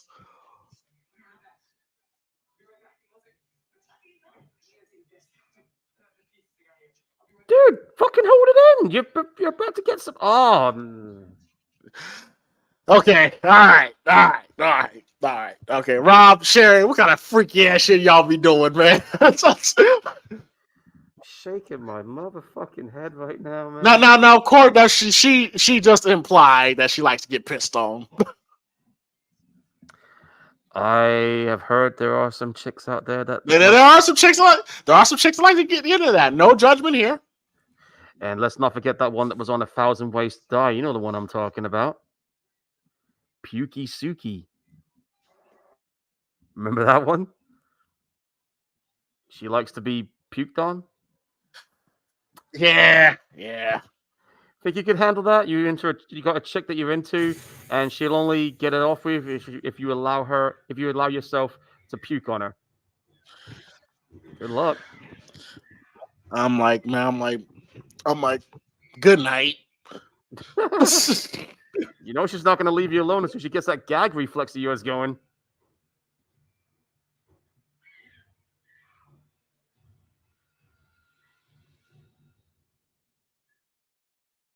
I feel bad for that death. She was nice. I didn't give a fuck. Well, I know you don't, because this is like one of the worst movies in the series. But yeah. Well, not just that, but look, we only saw her in 2 scenes. Like, why should I give a fuck? Oh, okay. She was only in 2 scenes, and she was a hoe. She was a slut. She was about to do sexual activities, and Michael saved the fucking day. Okay, fair point. Your pussy! Hey, bring the camera, son. Bring the camera. All the young girls who want to make life with pussy, your pussy will perish with you in hell. May your pussy perish with you. May your smooth pussy, creamy pussy, and tight pussy perish with you. You fucking perish. What do we do? Well, this is the 100th episode, folks. We're going to have some fun. Come on now.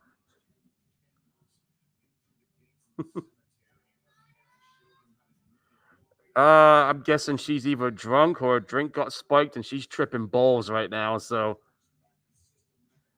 James, you still there, dude?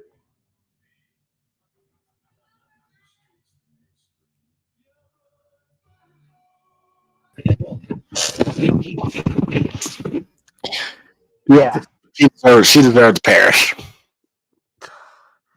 That preacher, man, he is. She's so intense. Yeah, look at this. Like, what the? Great, now she's starting to get the visions now. The madness is starting to creep in. But and again, Paul, and this kind of devalues the first film because I'm kind of like, okay, so in the first film you're telling me that it was a nature versus nurture thing with Michael. Now you're telling me, oh, Michael's always gonna be this way because it's hereditary, like because Laurie now has it. So it's like, so which one is it? It's maybe it's both in this case. I don't know. And, but again, Paul, like I said, why didn't you establish that in the first film? I don't know. Maybe he didn't think about it the first time around, and now he's just. No, I know why. I know why, Paul. I know why, and it makes sense because let me tell you something. Because if Rob Zombie did the first Halloween when he was completely allowed to do whatever the fuck he wanted to do, this movie that we got here, Halloween 2, we would have been had that in the first film. But no, but Malika Khan stepped in and said, "No, Rob, we need to have some Halloween shit in here," and that's the movie that we got. Exactly. That's what it was, Paul. That's what it was. If Malika Khan does not step in, this wild, crazy shit that we seen in Halloween 2, we would have been had. We would have had sooner. Yeah, we would have had stuff, but Rob Zombie wanted to do his own thing because again, like we discovered later on, he half-assed this just so he can get the fuck out of this. Get the fuck out of his contract. But it makes perfect sense because it's like, I'm pretty sure Malika Khan saw some of the shit that Rob initially wanted to do in the script and how he wanted. And then Malika Khan was like, well, okay, it's cool, but we need to have, it needs to feel like a Halloween film. Like it needs to be, yeah, but because the majority of this movie did not feel like a Halloween film. I think, like we were saying earlier, the only time it really did feel like a proper, legit Halloween film was the dream sequence, which should have been this proper sequel. Oh, look, another thing Halloween 2018 stole. Oh, yeah, I noticed that too. 9 years later. Now, I did like Danielle Harris's death here. How Rob executed this. Oh, I will give the credit where credit's due. It's really good. It's really good. How did you feel about it getting killed off? Well, the execution, I thought it was fantastic. How, yeah, where we don't see it, we hear it, and Danielle screaming, I was going, oh, and then Michael stabbing her was really effective. I thought it was really well done, and maybe it was Rob's decision or Danielle's decision where we actually don't see the death because keep in mind, a lot of us still view Danielle as Jamie, but I thought how this was really good. I'll give Rob this. How he executed this was really good. What he did to her, what the after effects of what we see did to her. Well, we don't know what he did. We just heard it. I know, but when you see what's left of her, that's what makes it even more fucked up because there is fucking blood everywhere, bro. Like, she is an absolute mess when we see her. Speaking of messes. That good vocal performance by Danielle there, where she's going, ow, ow, ow. Like that's intense. Very intense. Yeah, with the knives going in. Just of course, it's all like again. I'm not mad at Scout. She was directed to be this way. But she goes, "Oh, Michael Myers' sister. I'm so fucked." Yeah. I was like, "Oh Lord, Rob, why?" This is Rob being Rob, man. That's all it is. It's just Rob being Rob here.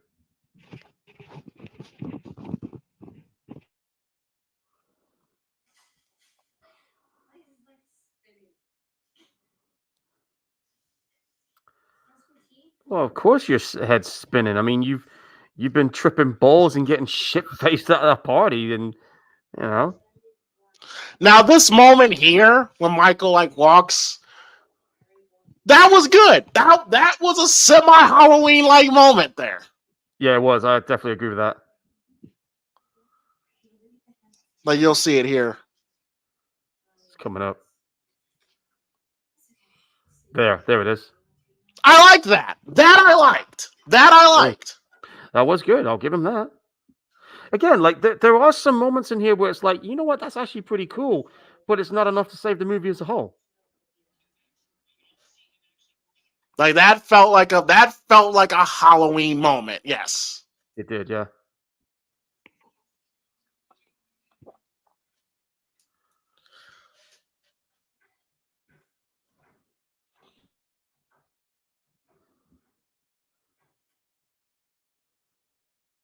Oh, here we go.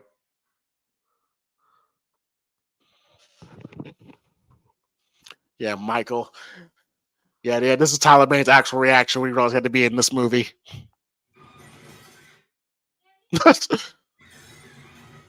Yeah, pretty much. He's like, fuck, I gotta do this. He's like, go have some fun. It's like, I don't need to see this. Don't need it. That was not necessary. I don't need to see Sherry Moon telling him to kill. It's like, I don't need that. Don't need it. Yeah, that is a lot of blood. Even if she did survive, like she would need a serious blood transfusion. Like that's a lot of blood. And she's got a lot more scars than she did before now. What did he do? Stick a knife up the... I'm not gonna go there, but you know. Oh, she is.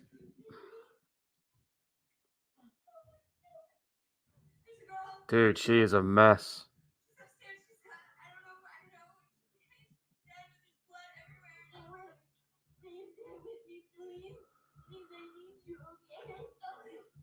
Well, you shouldn't have treated her like shit initially in this movie then, shouldn't you?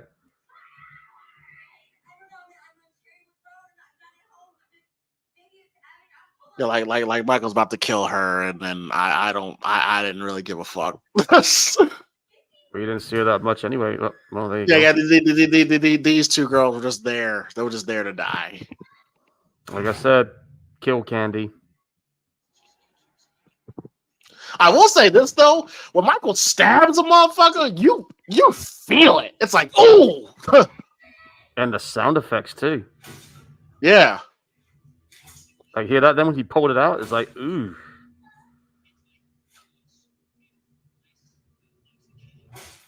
Ooh. He hated that bitch. Mikey just hates everybody. He's established that throughout the whole time he's been in this franchise. He just hates everybody.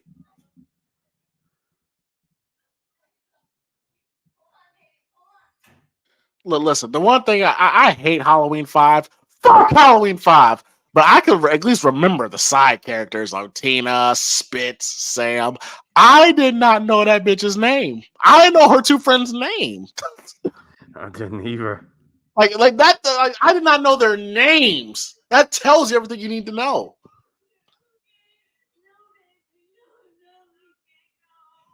She's gone, dude.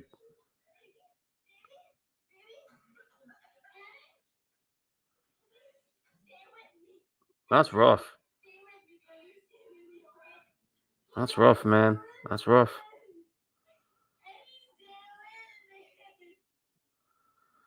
She can't right now. She's lost too much blood. It's pretty much a done deal now.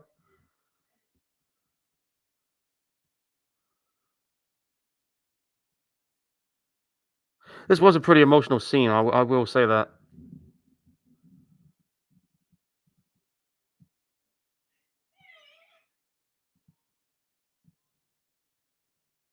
I think James is doing something in a minute, guys. He'll be back. Oh, there he is. Welcome back. I was just saying earlier that this was a pretty emotional scene here.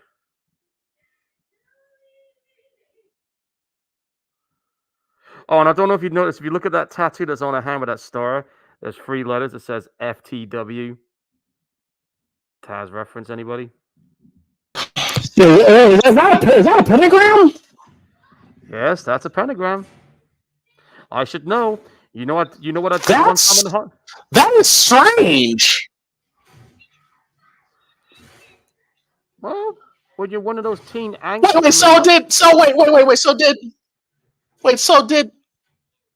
She drew that. So did Michael Myers here just hobo Myers? Did he actually take spray paint and spray paint that pentagram on the door there? No, that was already there when Laurie was around. That's what Laurie did. Oh, okay. I mean, that could have been symbolic there, but okay, I get it now. Well, I'm saying, I'm no stranger to seeing pentagrams in bathrooms, man. I mean, look, well, you already know that story for anyone who didn't catch it, but James knows the story. Now, Brad Dourif's performance here is fantastic. Oh yeah, like I said, listen, there's a reason why this. Brad Dourif's performance here is great. There's a little bit of Chucky there. I just noticed. You're like, where is she? Yeah, but hey, there's a reason why this guy won an Oscar many years ago. Oh, he's great. Oh, this is heartbreaking. This is heartbreaking. And you remember on the cinema version, they literally took the sound off. Even that worked. Yeah.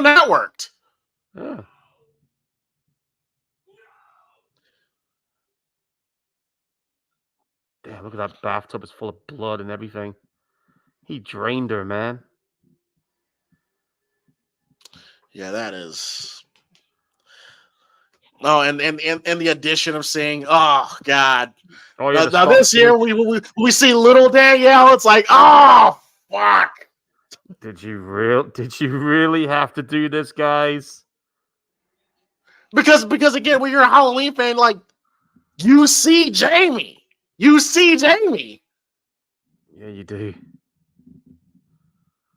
And he has to be, and he's collapsed, and he has to be carried out. And well, by the way, his deputy, do you know his deputy right there, the guy who's like consoling him? That's Patrick from SpongeBob. No fucking way. Yeah, that's the voice of Patrick. Come on, SpongeBob. SpongeBob. Yeah. All these years, I didn't even realize that was him. Yeah, that's the voice of SpongeBob. Voice of Patrick.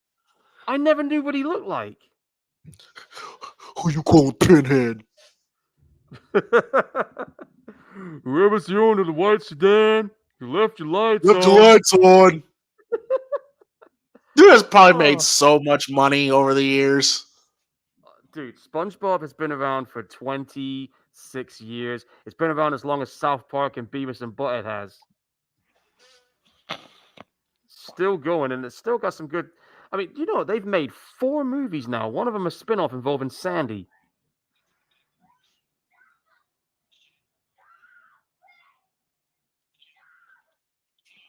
Damn. Now, Paul, if you're driving at night, you see a hot-looking blonde covered in blood telling you to stop.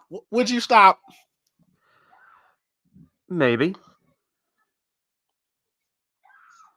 I don't know, because the first thing I'm thinking of is, what the fuck are you running from? And then the second thing you're thinking is Texas Chainsaw.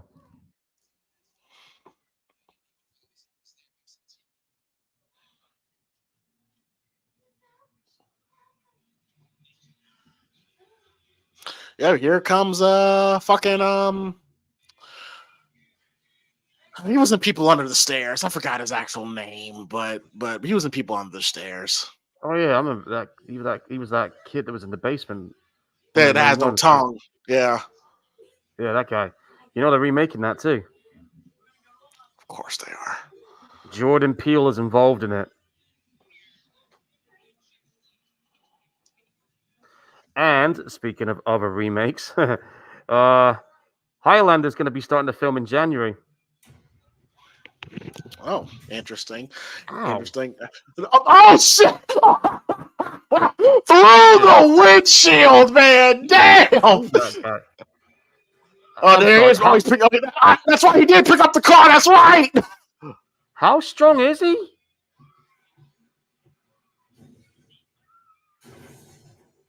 That body's still. How strong is Michael? I'm sorry, but those fucking cars are heavy. Laurie Strode would seriously be in a psychiatric ward for the rest of her life. She's done. She's done. She's done after this. She's never coming back from this, Paul. She's done. She is mentally fucked at this point. Like, this is It's over. It's over. She's gone. It's over. It's done. It's over. It's done. It's over. This is it, man. Yeah, yes. The family's.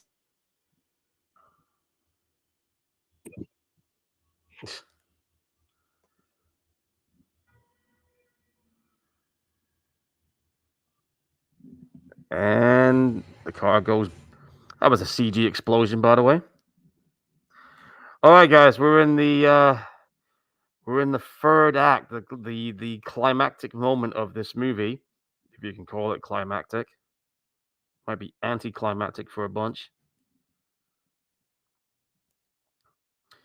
Man, Sheriff Brackett right now, he is just mentally, emotionally destroyed because he just lost. Excuse me, hiccup. He just lost his only daughter. Oh yeah, that is the guy that voiced Patrick. I tell him that voice now. After all these years, and I never even realized that was him. That is crazy.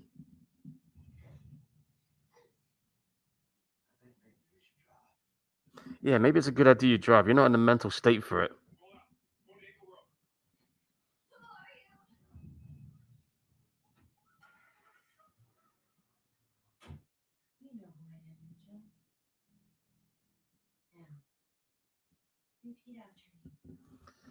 This is a fucking weird scene here with these two.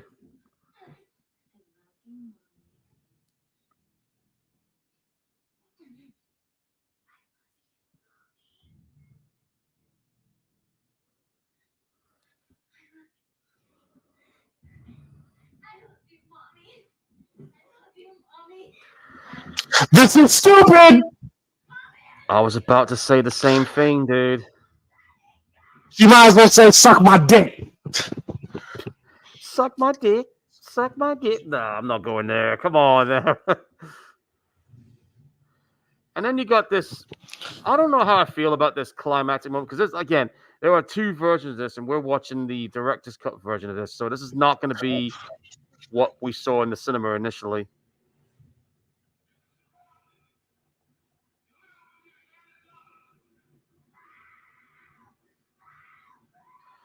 Well, I don't know how I feel about. I don't know which version of this ending would you prefer? I mean, if we have to choose right now, Like what's Michael's plan?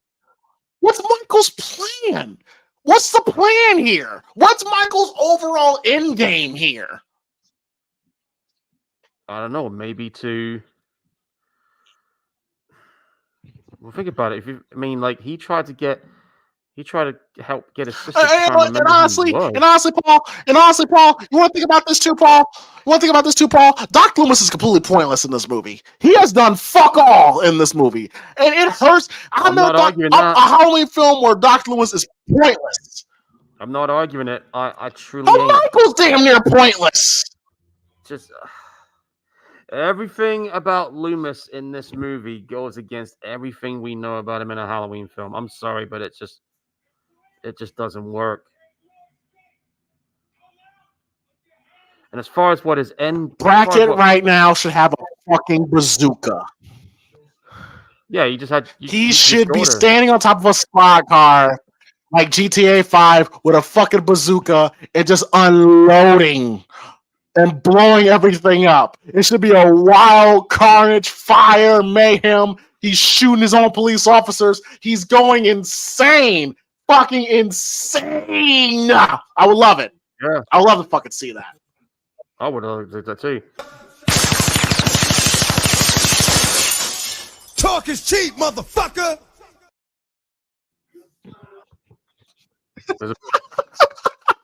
Fuck is cheap. This movie is going to go insane. This movie's making me go crazy. Yeah, you chose it, man. I know. You should have went with Terminator, dude. Should have stuck with the plan.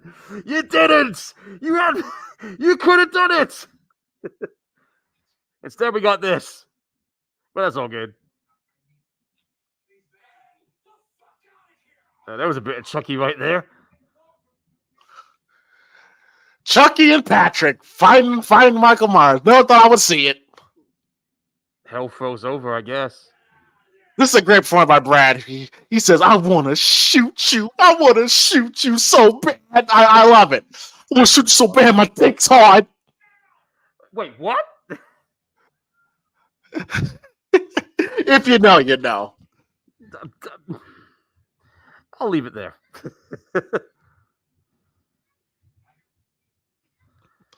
Now, again, all right, let me go. I'm sorry, Sheriff.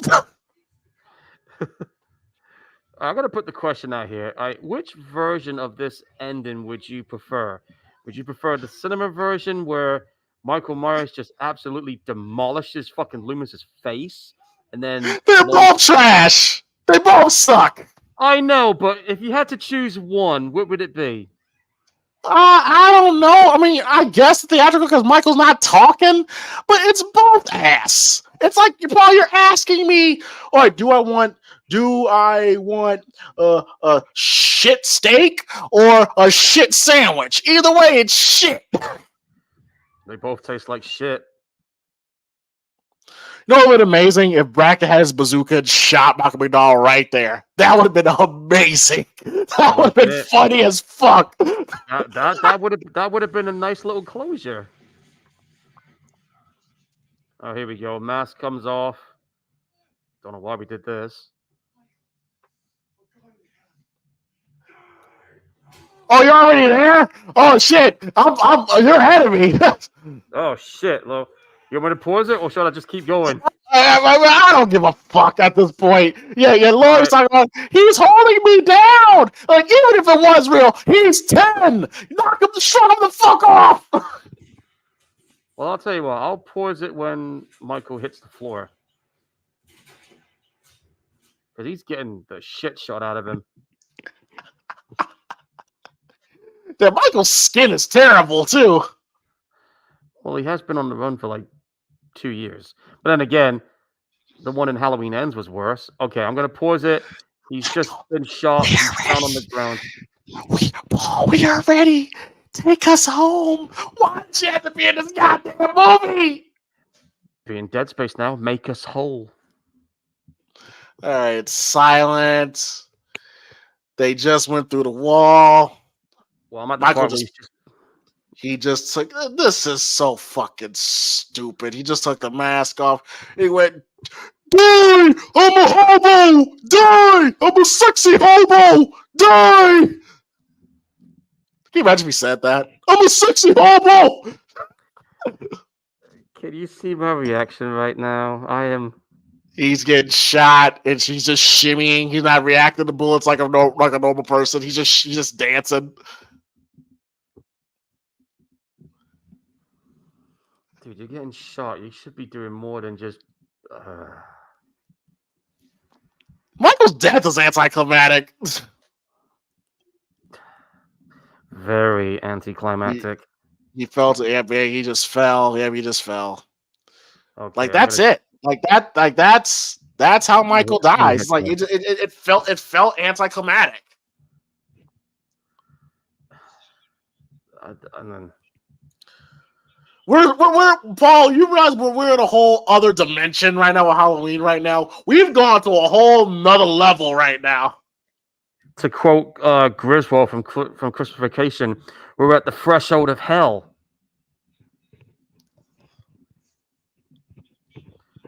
Even the kid, come on!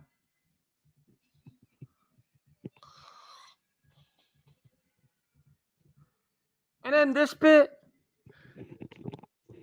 I'm a little teapot, short and spout. Here is my head, and here is my spout. I'm sorry.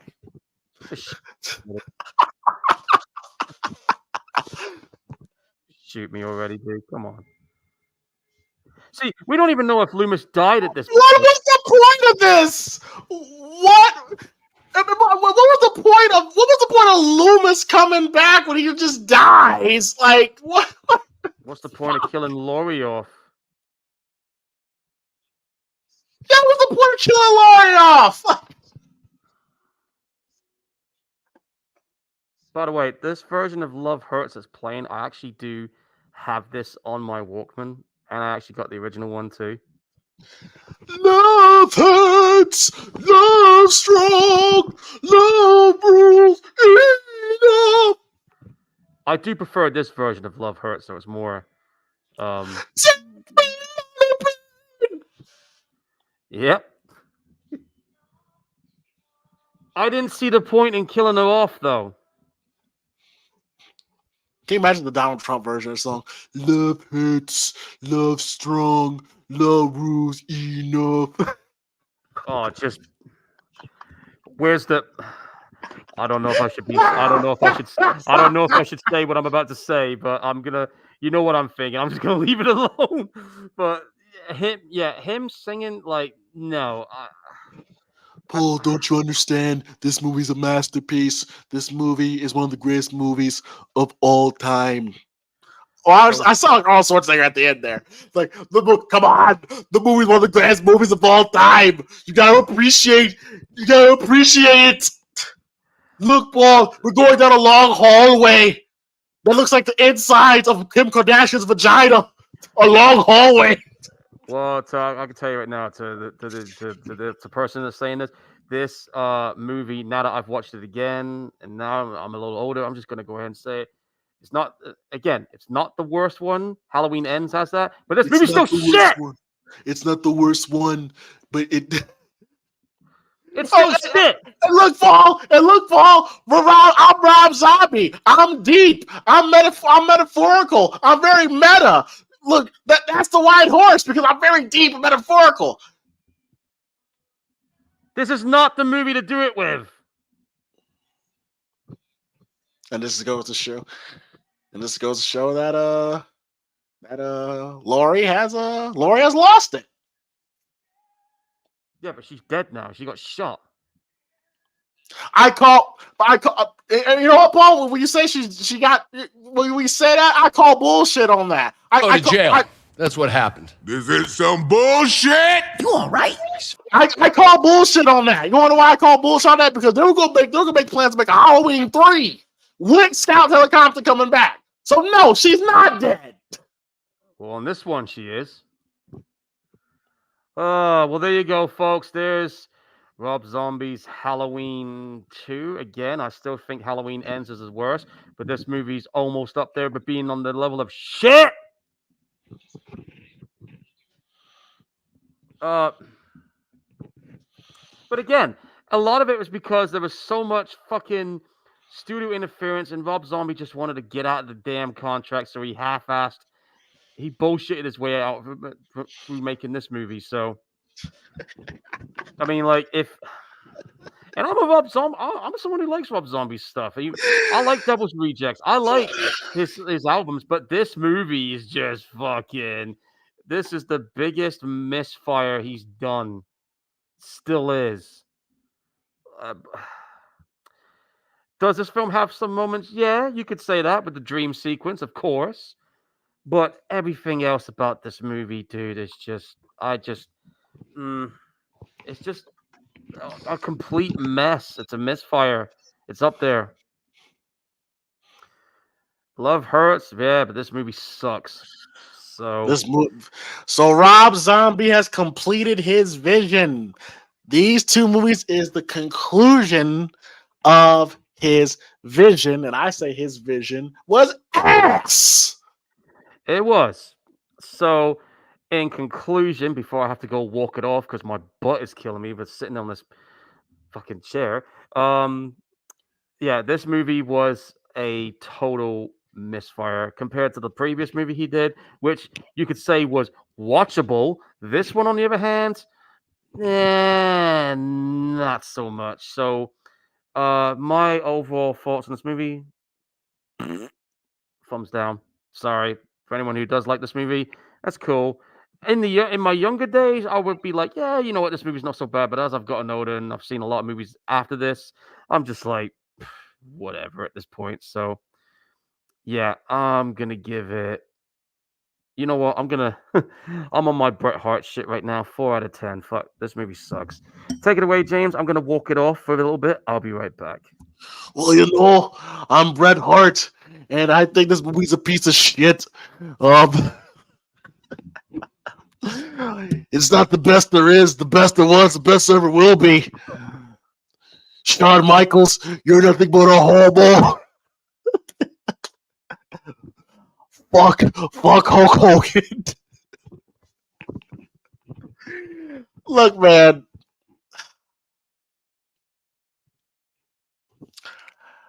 This movie is the ultimate example of somebody not giving a fuck, and you're giving a person who doesn't give a fuck free reign to do whatever he wanted. Like, honestly, I'm not gonna lie. Once the dream sequence ended, I mentally checked out. Like, from the time we get to the hospital, the time we leave the hospital with Michael standing over us with coming down with the axe, that's the most invested that I got into this film. And that's what me and Paul were trying to say, is that there's a great Halloween movie in that 20 minutes that they could have just used. But this whole meta philosophical route that they took, look, y'all know me. I'm cool with shit like that. I'm always down with the symbolism and all that stuff. Well, my problem is if you don't show any of those traits in your first film, why do you think you should do it in your second film? And people like to throw the whole, oh yeah, James, but the movie went on to be the biggest, highest grossing Halloween film of all time. Listen, just because the movie made money doesn't necessarily mean that people like the movie. All it just means that a lot of people went to go see it. And you saw in the result of the box office when it came out, its opening weekend returns was like $50 million less. $50 million less. That tells you that the average movie-going audience didn't really fuck with the first film. Didn't really like the first film. So when you tell me that, oh, this movie made money, it made money, doesn't mean it was good. It doesn't mean a lot of people went to go see it. And who knows what could have been a contributing factor to that. You know, like it could have been a bad word of mouth. I mean, in my neck of the woods, that part, it got bad word of mouth, which why nobody really went to go see it. Word of mouth, and people just weren't really interested. And outside of that 20 minutes, there's nothing Halloween about this movie. Like, I honestly, if you could have take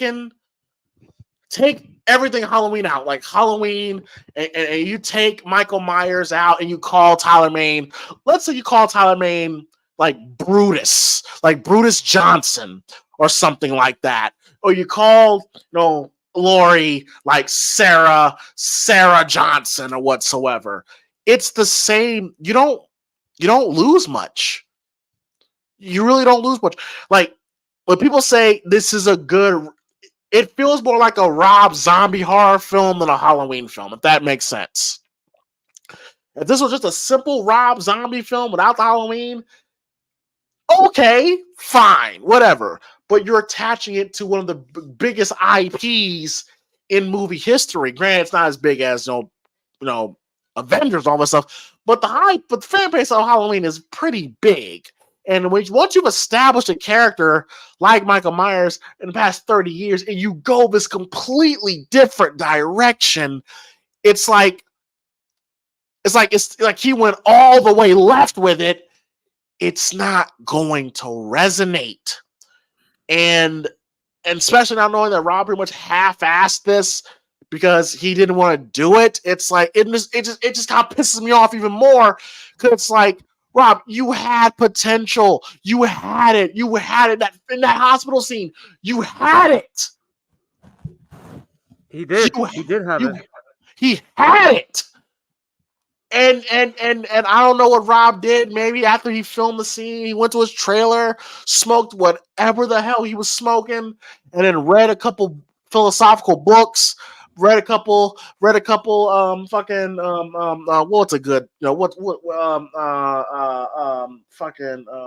I can't think of one right now, but read a couple philosophical books, psychology books, and read something about white horses, and be like, oh, Sigmund Freud. Yeah, he probably read one Sigmund Freud book, and like, this will make me seem smart and make it seem deep and educated, and put this in the film It didn't feel that way. It didn't feel that way. It really did not feel that way. And that's, and you say, Paul, that's kind of like what they kind of do with Halloween Ends. It's like they try to be the whole deeper message. And it's like, it's a Halloween movie. It doesn't need to be that deep. Now, Paul, why do you say Halloween Ends is better than why is Halloween is worse than this? I'm curious. The reason why I don't like Halloween Ends very much, is like I did initially, was because after watching Halloween Kills, right, I was expecting the same kind of momentum for that in Halloween Ends. Because, I mean, when we saw the trailer, seeing it all build up, I thought, oh, great, we're going to see something really fucking epic. We're going to see some crazy shit go down. Even if there was like a 4 or 5 year gap, I was ready to go see it. And then we go watch it, and then like it's all about this Corey kid, and Michael Myers didn't have a whole lot to do. They essentially cut his balls off, especially when the idea that I think for me the breaking point was when Corey walks up to Myers, beats the shit out of him, and takes his mask, and then tries to be Michael Myers. And I'm just like this is not what I want to see in a Halloween movie.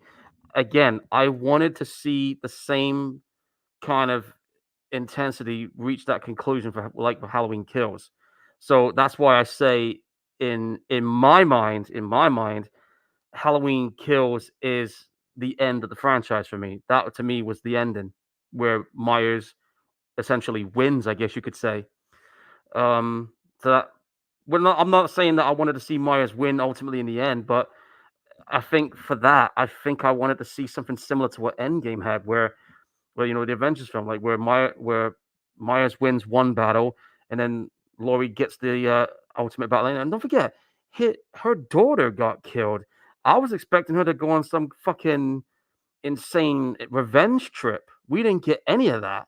Instead, it was a case of, oh, I've got over it, I'm moving on, and you got this little twerp,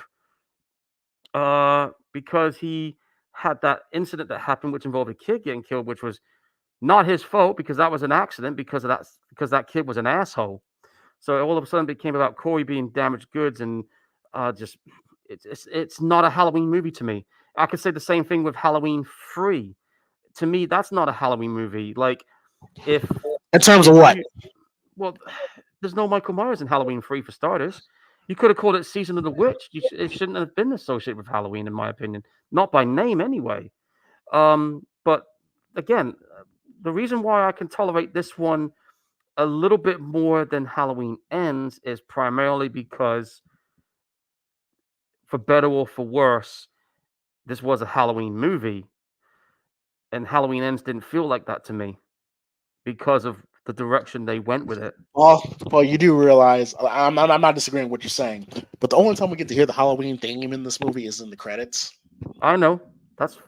I'm aware of that. So I'm just saying. So he's saying it feels like a Halloween film. I'm just like, yeah, does it? No, well, in terms of that he's in the film, I guess you could say, yeah. I'd like to see a little bit more of him doing some killings, but again, I just can't. I really can't put my finger on it in an accurate description terms, but I just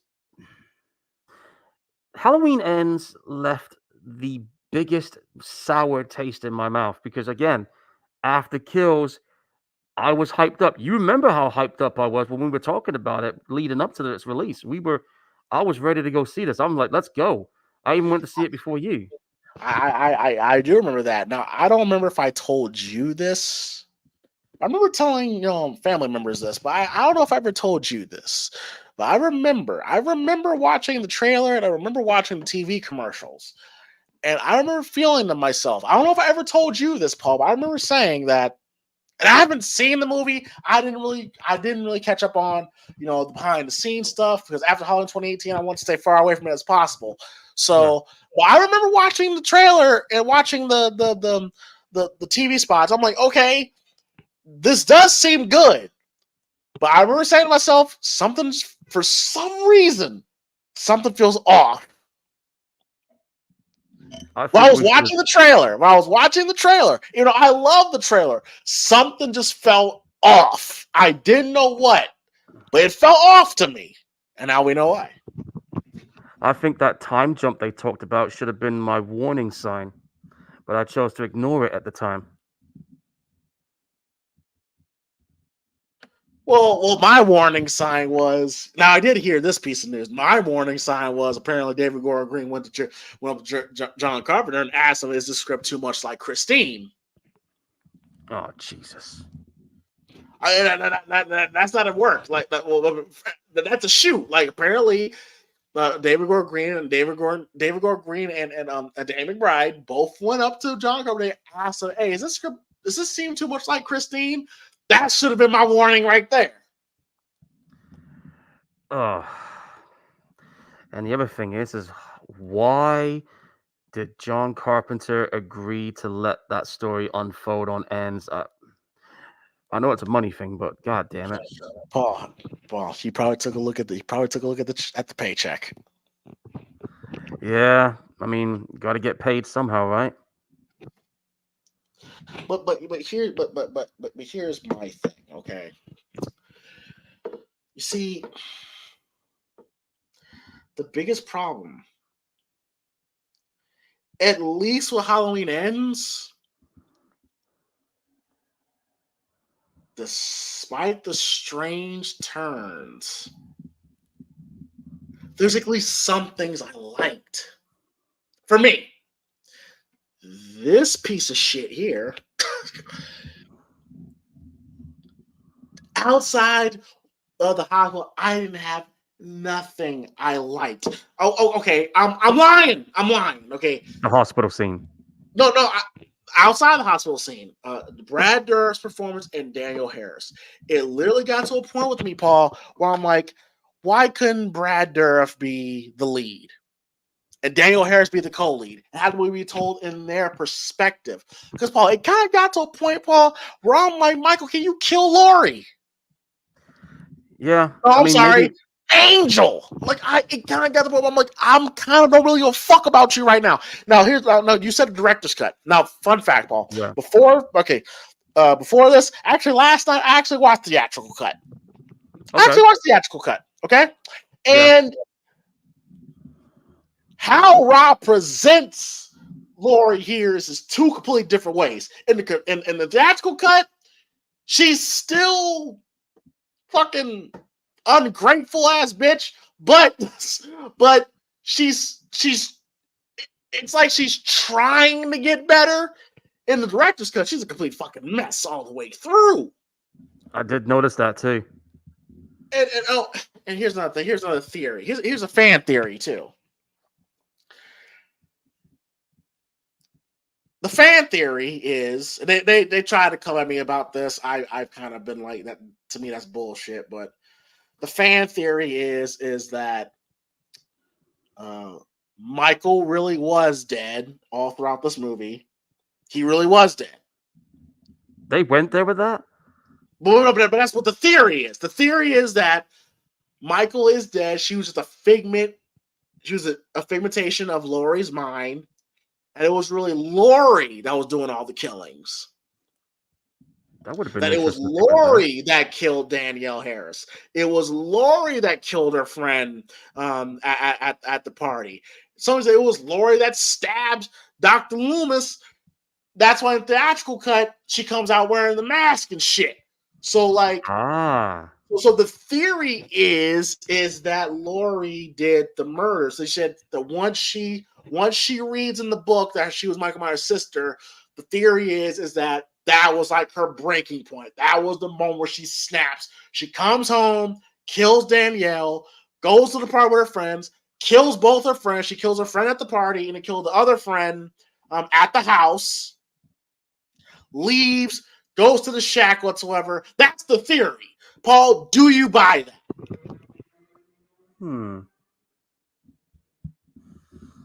That and Michael Myers really was dead. That was just a pigmentation in her mind. You know, in a do you think Rob thought that far ahead?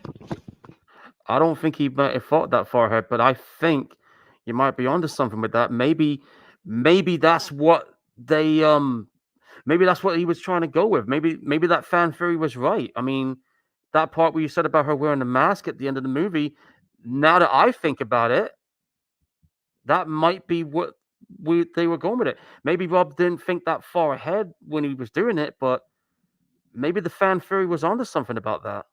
So you could interpret it as something like that, maybe, for a lot of sense. Does that make any sense? But here's my thing, though. Did Lori kill those two people in the strip club? Did Lori kill those people in that random ass field? Good question. That's where I'm kind of like, I kind of call bullshit on it. Yeah, you're right there. And another reason too, when Rob Zombie says that this is where Laurie's supposed to die, but I'm just like, again, that's bullshit because there was a script. Halloween 3D, because it was going to be filmed in 3D. Yeah. I don't know if you remember this, Paul, but it was going to happen. Yeah, I remember reading all the news on it. Right, exactly. Well, Rob Zombie wasn't going to come back, but Scout was going to come back and Tyler was going to come back. And if I remember correctly, the guy they were going to have directing it was the guy who did that My Bloody Valentine remake. Exactly. I remember hearing about that. And the plot of the movie was going to be a typical Halloween movie where Michael's going to try to stalk and kill Laurie in the mental institution that she was in, right? Mm-hmm. Yeah. Paul, did you happen to read the script, or at least the first draft of the Halloween 3D script? I think my friend Philip, who's in the chat box, I think he did send me it. It was a long time ago when I read it, but I remember reading a little bit on it. All I'm gonna say is, for a movie that doesn't have Rob Zombie, it still felt like a Rob Zombie movie. I'm just like, are you like Rob? Like, I'm also kind of glad it didn't happen, but but that's why I said, oh, Laurie's dead here. It's like, no, there was gonna be a third film, but okay. Unless it was in like the spirit world, the third one was going to take place. Maybe I don't fucking know. Spirit world. I mean, you might as fucking well listen. You might as well with the white horse shit. You might as well have the horse talk. You might as well. If you're gonna go crazy, let's go all the way fucking crazy with it. With the white horse, have Michael ride the horse. Have him gallop up and down the streets of Haddonfield. And have the horse talk. Hi, Michael. And like, you might as well. You could have done that, but I'm glad it never happened. If we're gonna go crazy, let's go all the way fucking crazy with it. Why not? But Paul, I honestly, and I agree with you.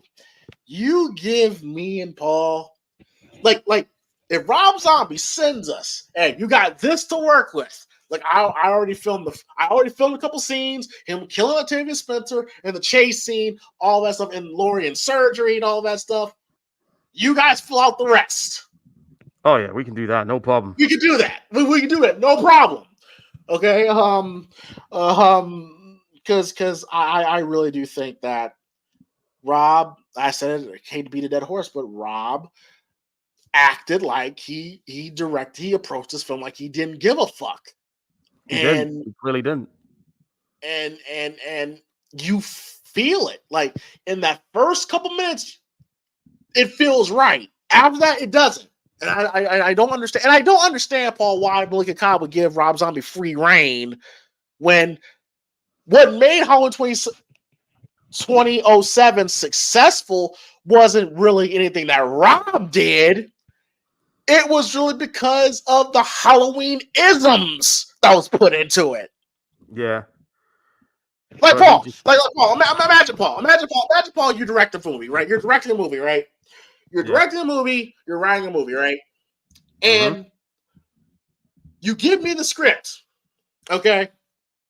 And I'm like, okay, Paul, I like what you did here, but I would put this in here. I'll put that in here, whatsoever. Make it more like a Halloween film, right?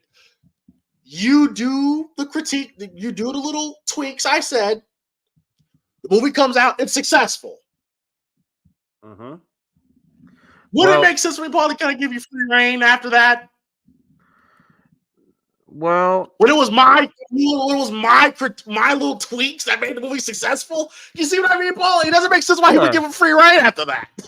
like I mean, I would try to adjust it to the way you want it to happen. I'll try and reach a compromise with you on that one for sure. But as far as the free range goes, if it was my own movie and my own IP that wasn't associated with these IPs, then yeah, then give me free range. But when you're dealing with something like Halloween, I have to stick with certain rules and laws in order to keep not only fans of the film happy, but also the people that's involved in it happy. Because we've got to try and maintain the integrity of what makes this franchise worth watching in the first place. But if I end up doing my own thing on it and flying off the fucking rails, then this is the result we get.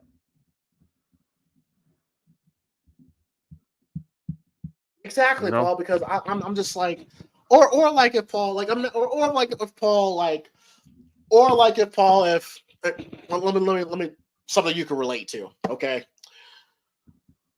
me and you are in photography, right? Yep. And I come to you. I'm like, hey, Paul, I'm gonna shoot the shot like this. We'll shoot the shot like this, right? And I Mhm. come to you, Paul, like, Paul, how you like this shot? And you say, it'll be best if you do it like this, or I would suggest you do that. I take your ideas, I do it. Mhm. And then my picture is it's a viral success. And then Paul, you tell me, okay, do whatever the hell you want. It's like, huh? Paul, you kind of look at it as we should kind of keep it's like it doesn't make sense. It's like, no, it's not that Rob did, it's because of Malik stepping in and being like, because Paul, you do understand, right? That Michael was going to talk in the first film. I mean, I was surprised that Michael was even talking in this movie and that first one. No. I'm not talking about the scene. I'm not talking about the scene when he was a kid. I'm talking about the scene when he was an adult. Apparently, Paul, the scene when they're in the basement and then Michael takes his mask off and all that stuff. And he says boo. He was going to say boo. That would take away But the for mystique of some Michael reason, Myers. Rob claims it wouldn't have fit, but I think that was Malika Khan going, let's not do that. Nah, like the fact that you have Michael Myers talking when he's in full killer mode, it just doesn't work. And a bit here where you got him saying die, I'm just like, you didn't need to do that. That was not necessary. Michael's actions speak a lot more louder than words. And it also too, and I just thought about this too. Like we saw a scene when Dr. Loomis is talking to Michael, like by telling him that your mother just died. But didn't the first film establish he stopped talking by that point? But okay, Yes, he did. He again, it's stopped. like, did you He watch was it? done talking. He was done talking before we even got to the second movie. For fuck's sake! Like, what the hell was he?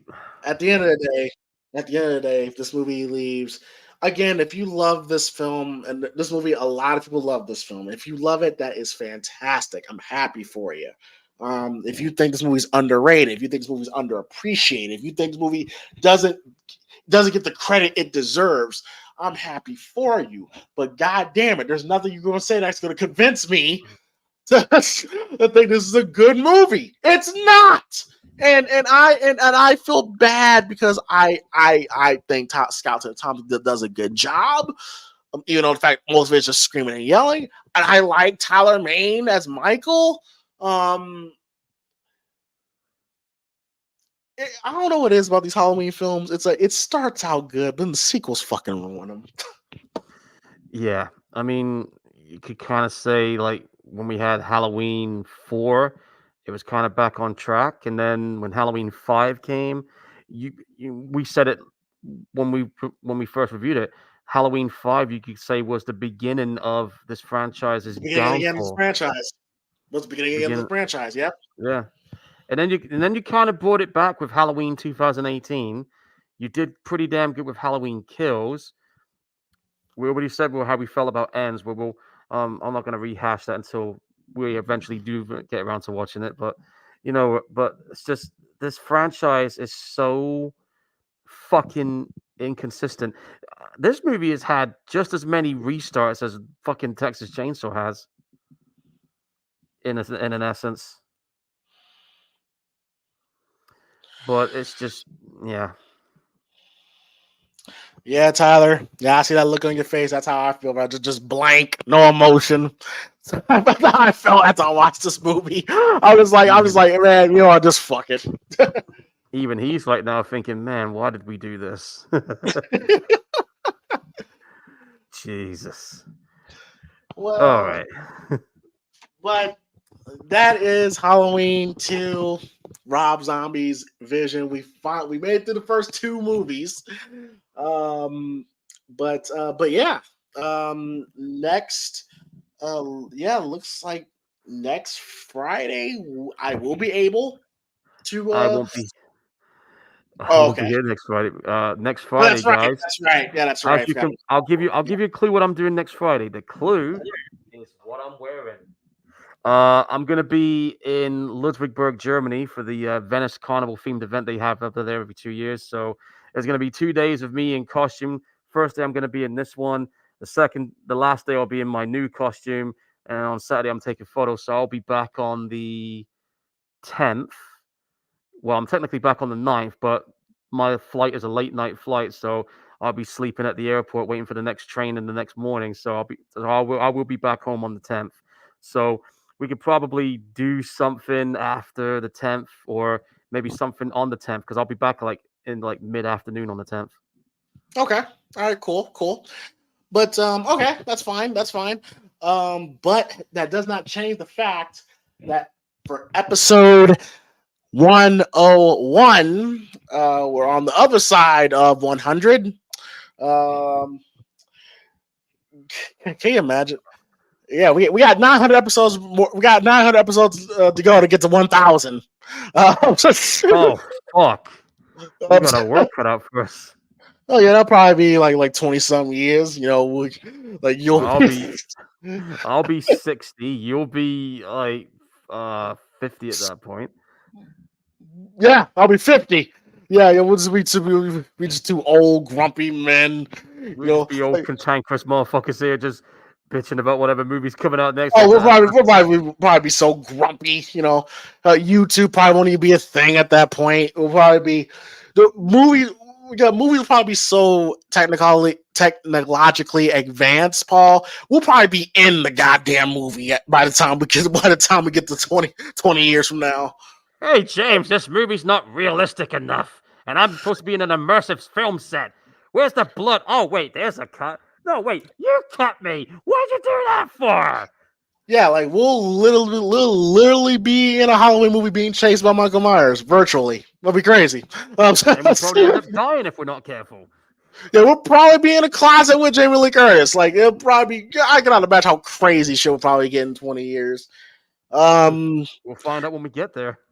Oh, yo, yes, yeah. By the time we get to 1,000, I'll probably, shit. But yeah, I'll shit on camera. But There you yes, go. exactly. But Paul, go ahead and tell the fine folks what movie we will be watching for episode 101 of the Gorehound episode.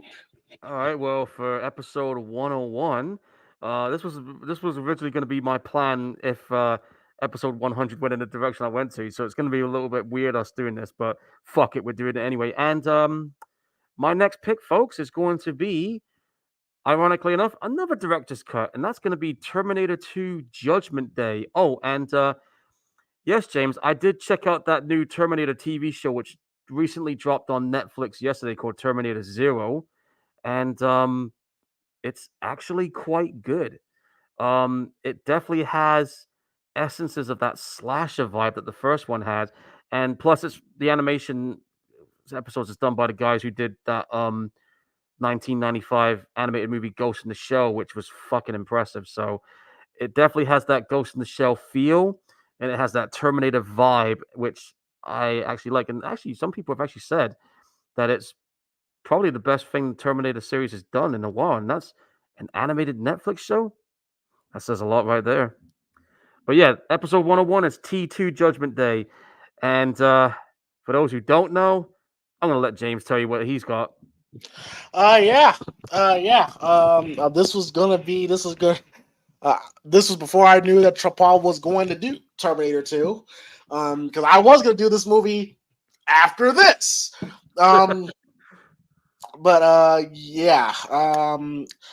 The next movie that we will be watching will be the 1984 version of the Terminator, the very first original Terminator.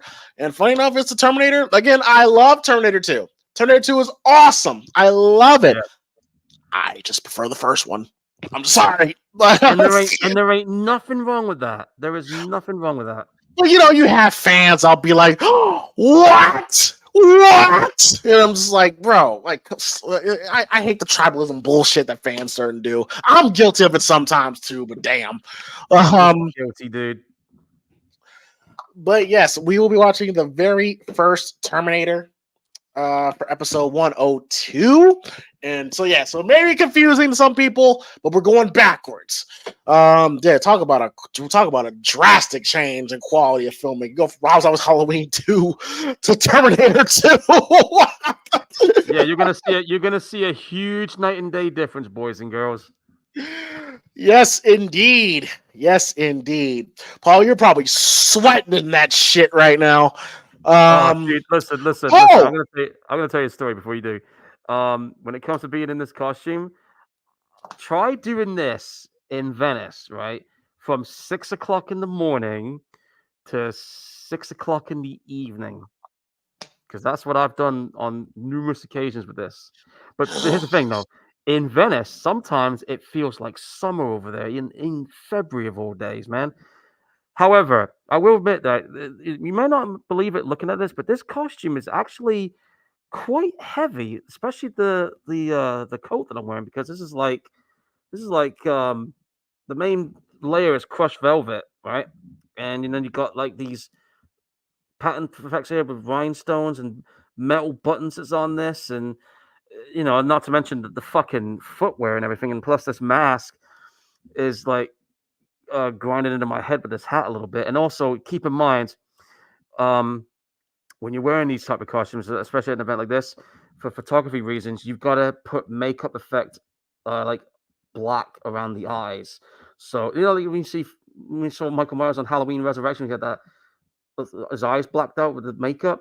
Got to do the same thing with this stuff, so it adds to the mystique and the effect of the when you have a photo taken. So, but it's a little bit challenging with this one because the eye holes are so big, and plus you got this nose bit where you can see my nose popping through, and it looks like something else. But and also the other thing I gotta warn you also when it comes to this costume, the footwear will kill you if you're not used to it. Let me show you the footwear I gotta wear here, folks.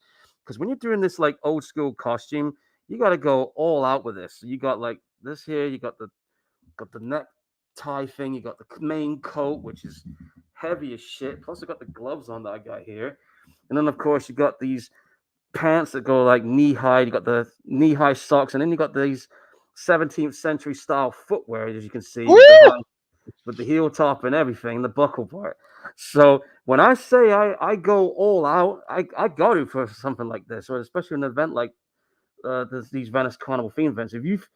If you guys have seen the the costumes on those photography pages, or you go on YouTube, like for James or anybody here, go on YouTube, type in Venice Carnival, go for 2022 and then to 2023, and you'll see some of the stuff that people do on there. And I can assure you, man, some of those costumes are just insane. Especially one guy who I know who builds the costumes from the ground up. And there's another thing too.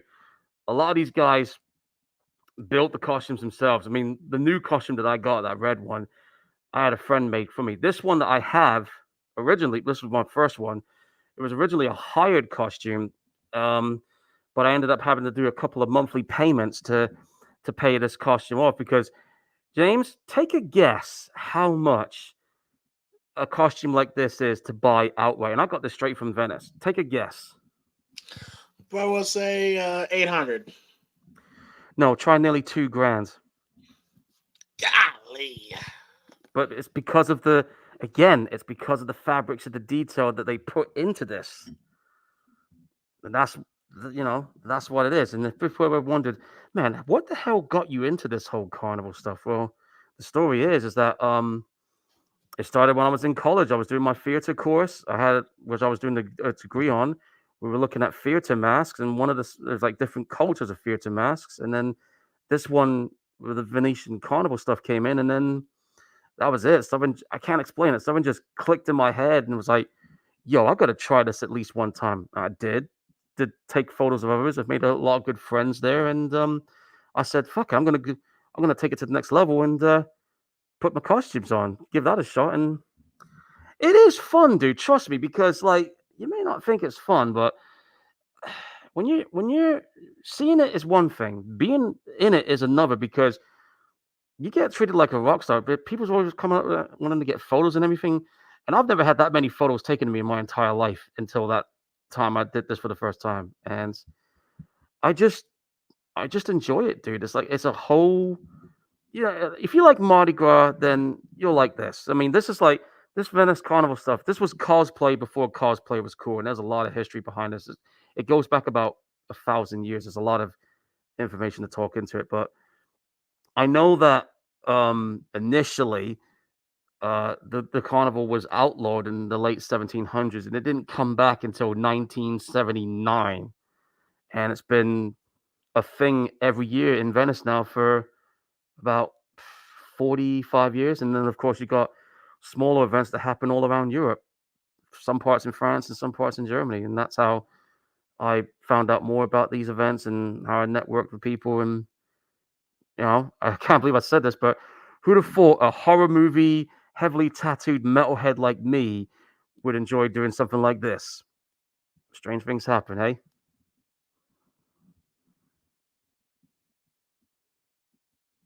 And here you go. Yeah, I forgot I was on mute, but but that's awesome.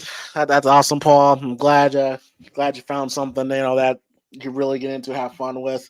Speaking of having fun, really quickly, most of the zombie ask hey guys, Paul, did you see The Crow? What are your thoughts? If so, that rhymed. Yes, I did see The Crow, man, and oh, dude, that just sucks. Now I was going into this very optimistically, right? But when I watched it, it was, man, how to explain this? It was a slow burner. You didn't see him going in full Crow mode until like the third act of the movie, and it just felt like a very missed opportunity. There was some bits where I'm like, yeah, you know what, that was okay. It was violent, yeah, but It didn't have that same. It didn't have that same essence and feel that the original movie had. You know a movie? You know a movie you just described, Paul? Go ahead. Rob Zombie's Halloween 2. Well, I guess you could say The Crow kind of fell in that same fate. Now, here's this. If you think Borderlands was a box office bomb, apparently now The Crow has that title because Borderlands made what? 22 million, yeah? This one barely just got past 10 million on a 50 million budget. So that's 2 flops that Lionsgate Studio has put out. So they need to turn their fortunes around or they're fucked. So if anybody wants to see that new Crow movie, you can go right ahead, but I will warn you, do not expect it to be something that's going to top the original because it never will. I don't care what anyone says to me on that one. But that's just how it is, man. Right, But if Paul, you want to watch, what did Mama Gorehound think? let's just say she was not impressed, and I came close to having my ass completely chewed off. Mama Gorehound was not happy.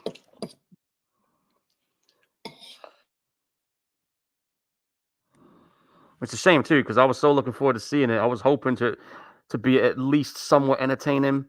I didn't get that. So that's it. If you want to watch it out of morbid curiosity, go right ahead, but do not expect a whole lot from it.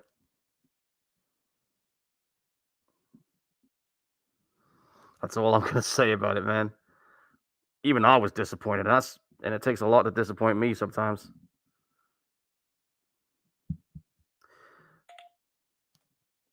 But yeah, that's it is what it is on that one. I know James was curious to know how I was going to feel about it, but yeah, I just see it. It was just disappointing to me. So it's a shame too because it had potential, but yeah, you know they say certain films should be left alone and not have a remake. Well, this is one of them. Well, most of Zombie says that opening scene in The Crow reminded me of Rob Zombie's Halloween 2. This current version of The Crow? Yes, there's a scene where he's trying to save a dead horse. Horse is wrapped up in barbed wire, and it didn't quite go that way. And plus, his parents were alcoholic fucks. Oh, and him and Shelly first meet at a rehab/prison facility. But you want to hear something? Do you want me to spoil? You know what? I'll tell. I don't think it matters because I think people don't know how this film ended. But I'm going to go ahead and say it anyway. The ending's going to piss you off. Let me put it like this. Go ahead. I don't give a fuck. All right. Now, the whole purpose of Eric Draven coming back from the dead was to kill the people that killed him so he could be at peace with his girl in the afterlife. Yes? Well, in this one... that's how it's supposed to be, yeah. All right. Well, in this one, he manages to bring her back from the dead, but he doesn't survive it. And that's how the film ends. She comes back to life and lives. He doesn't.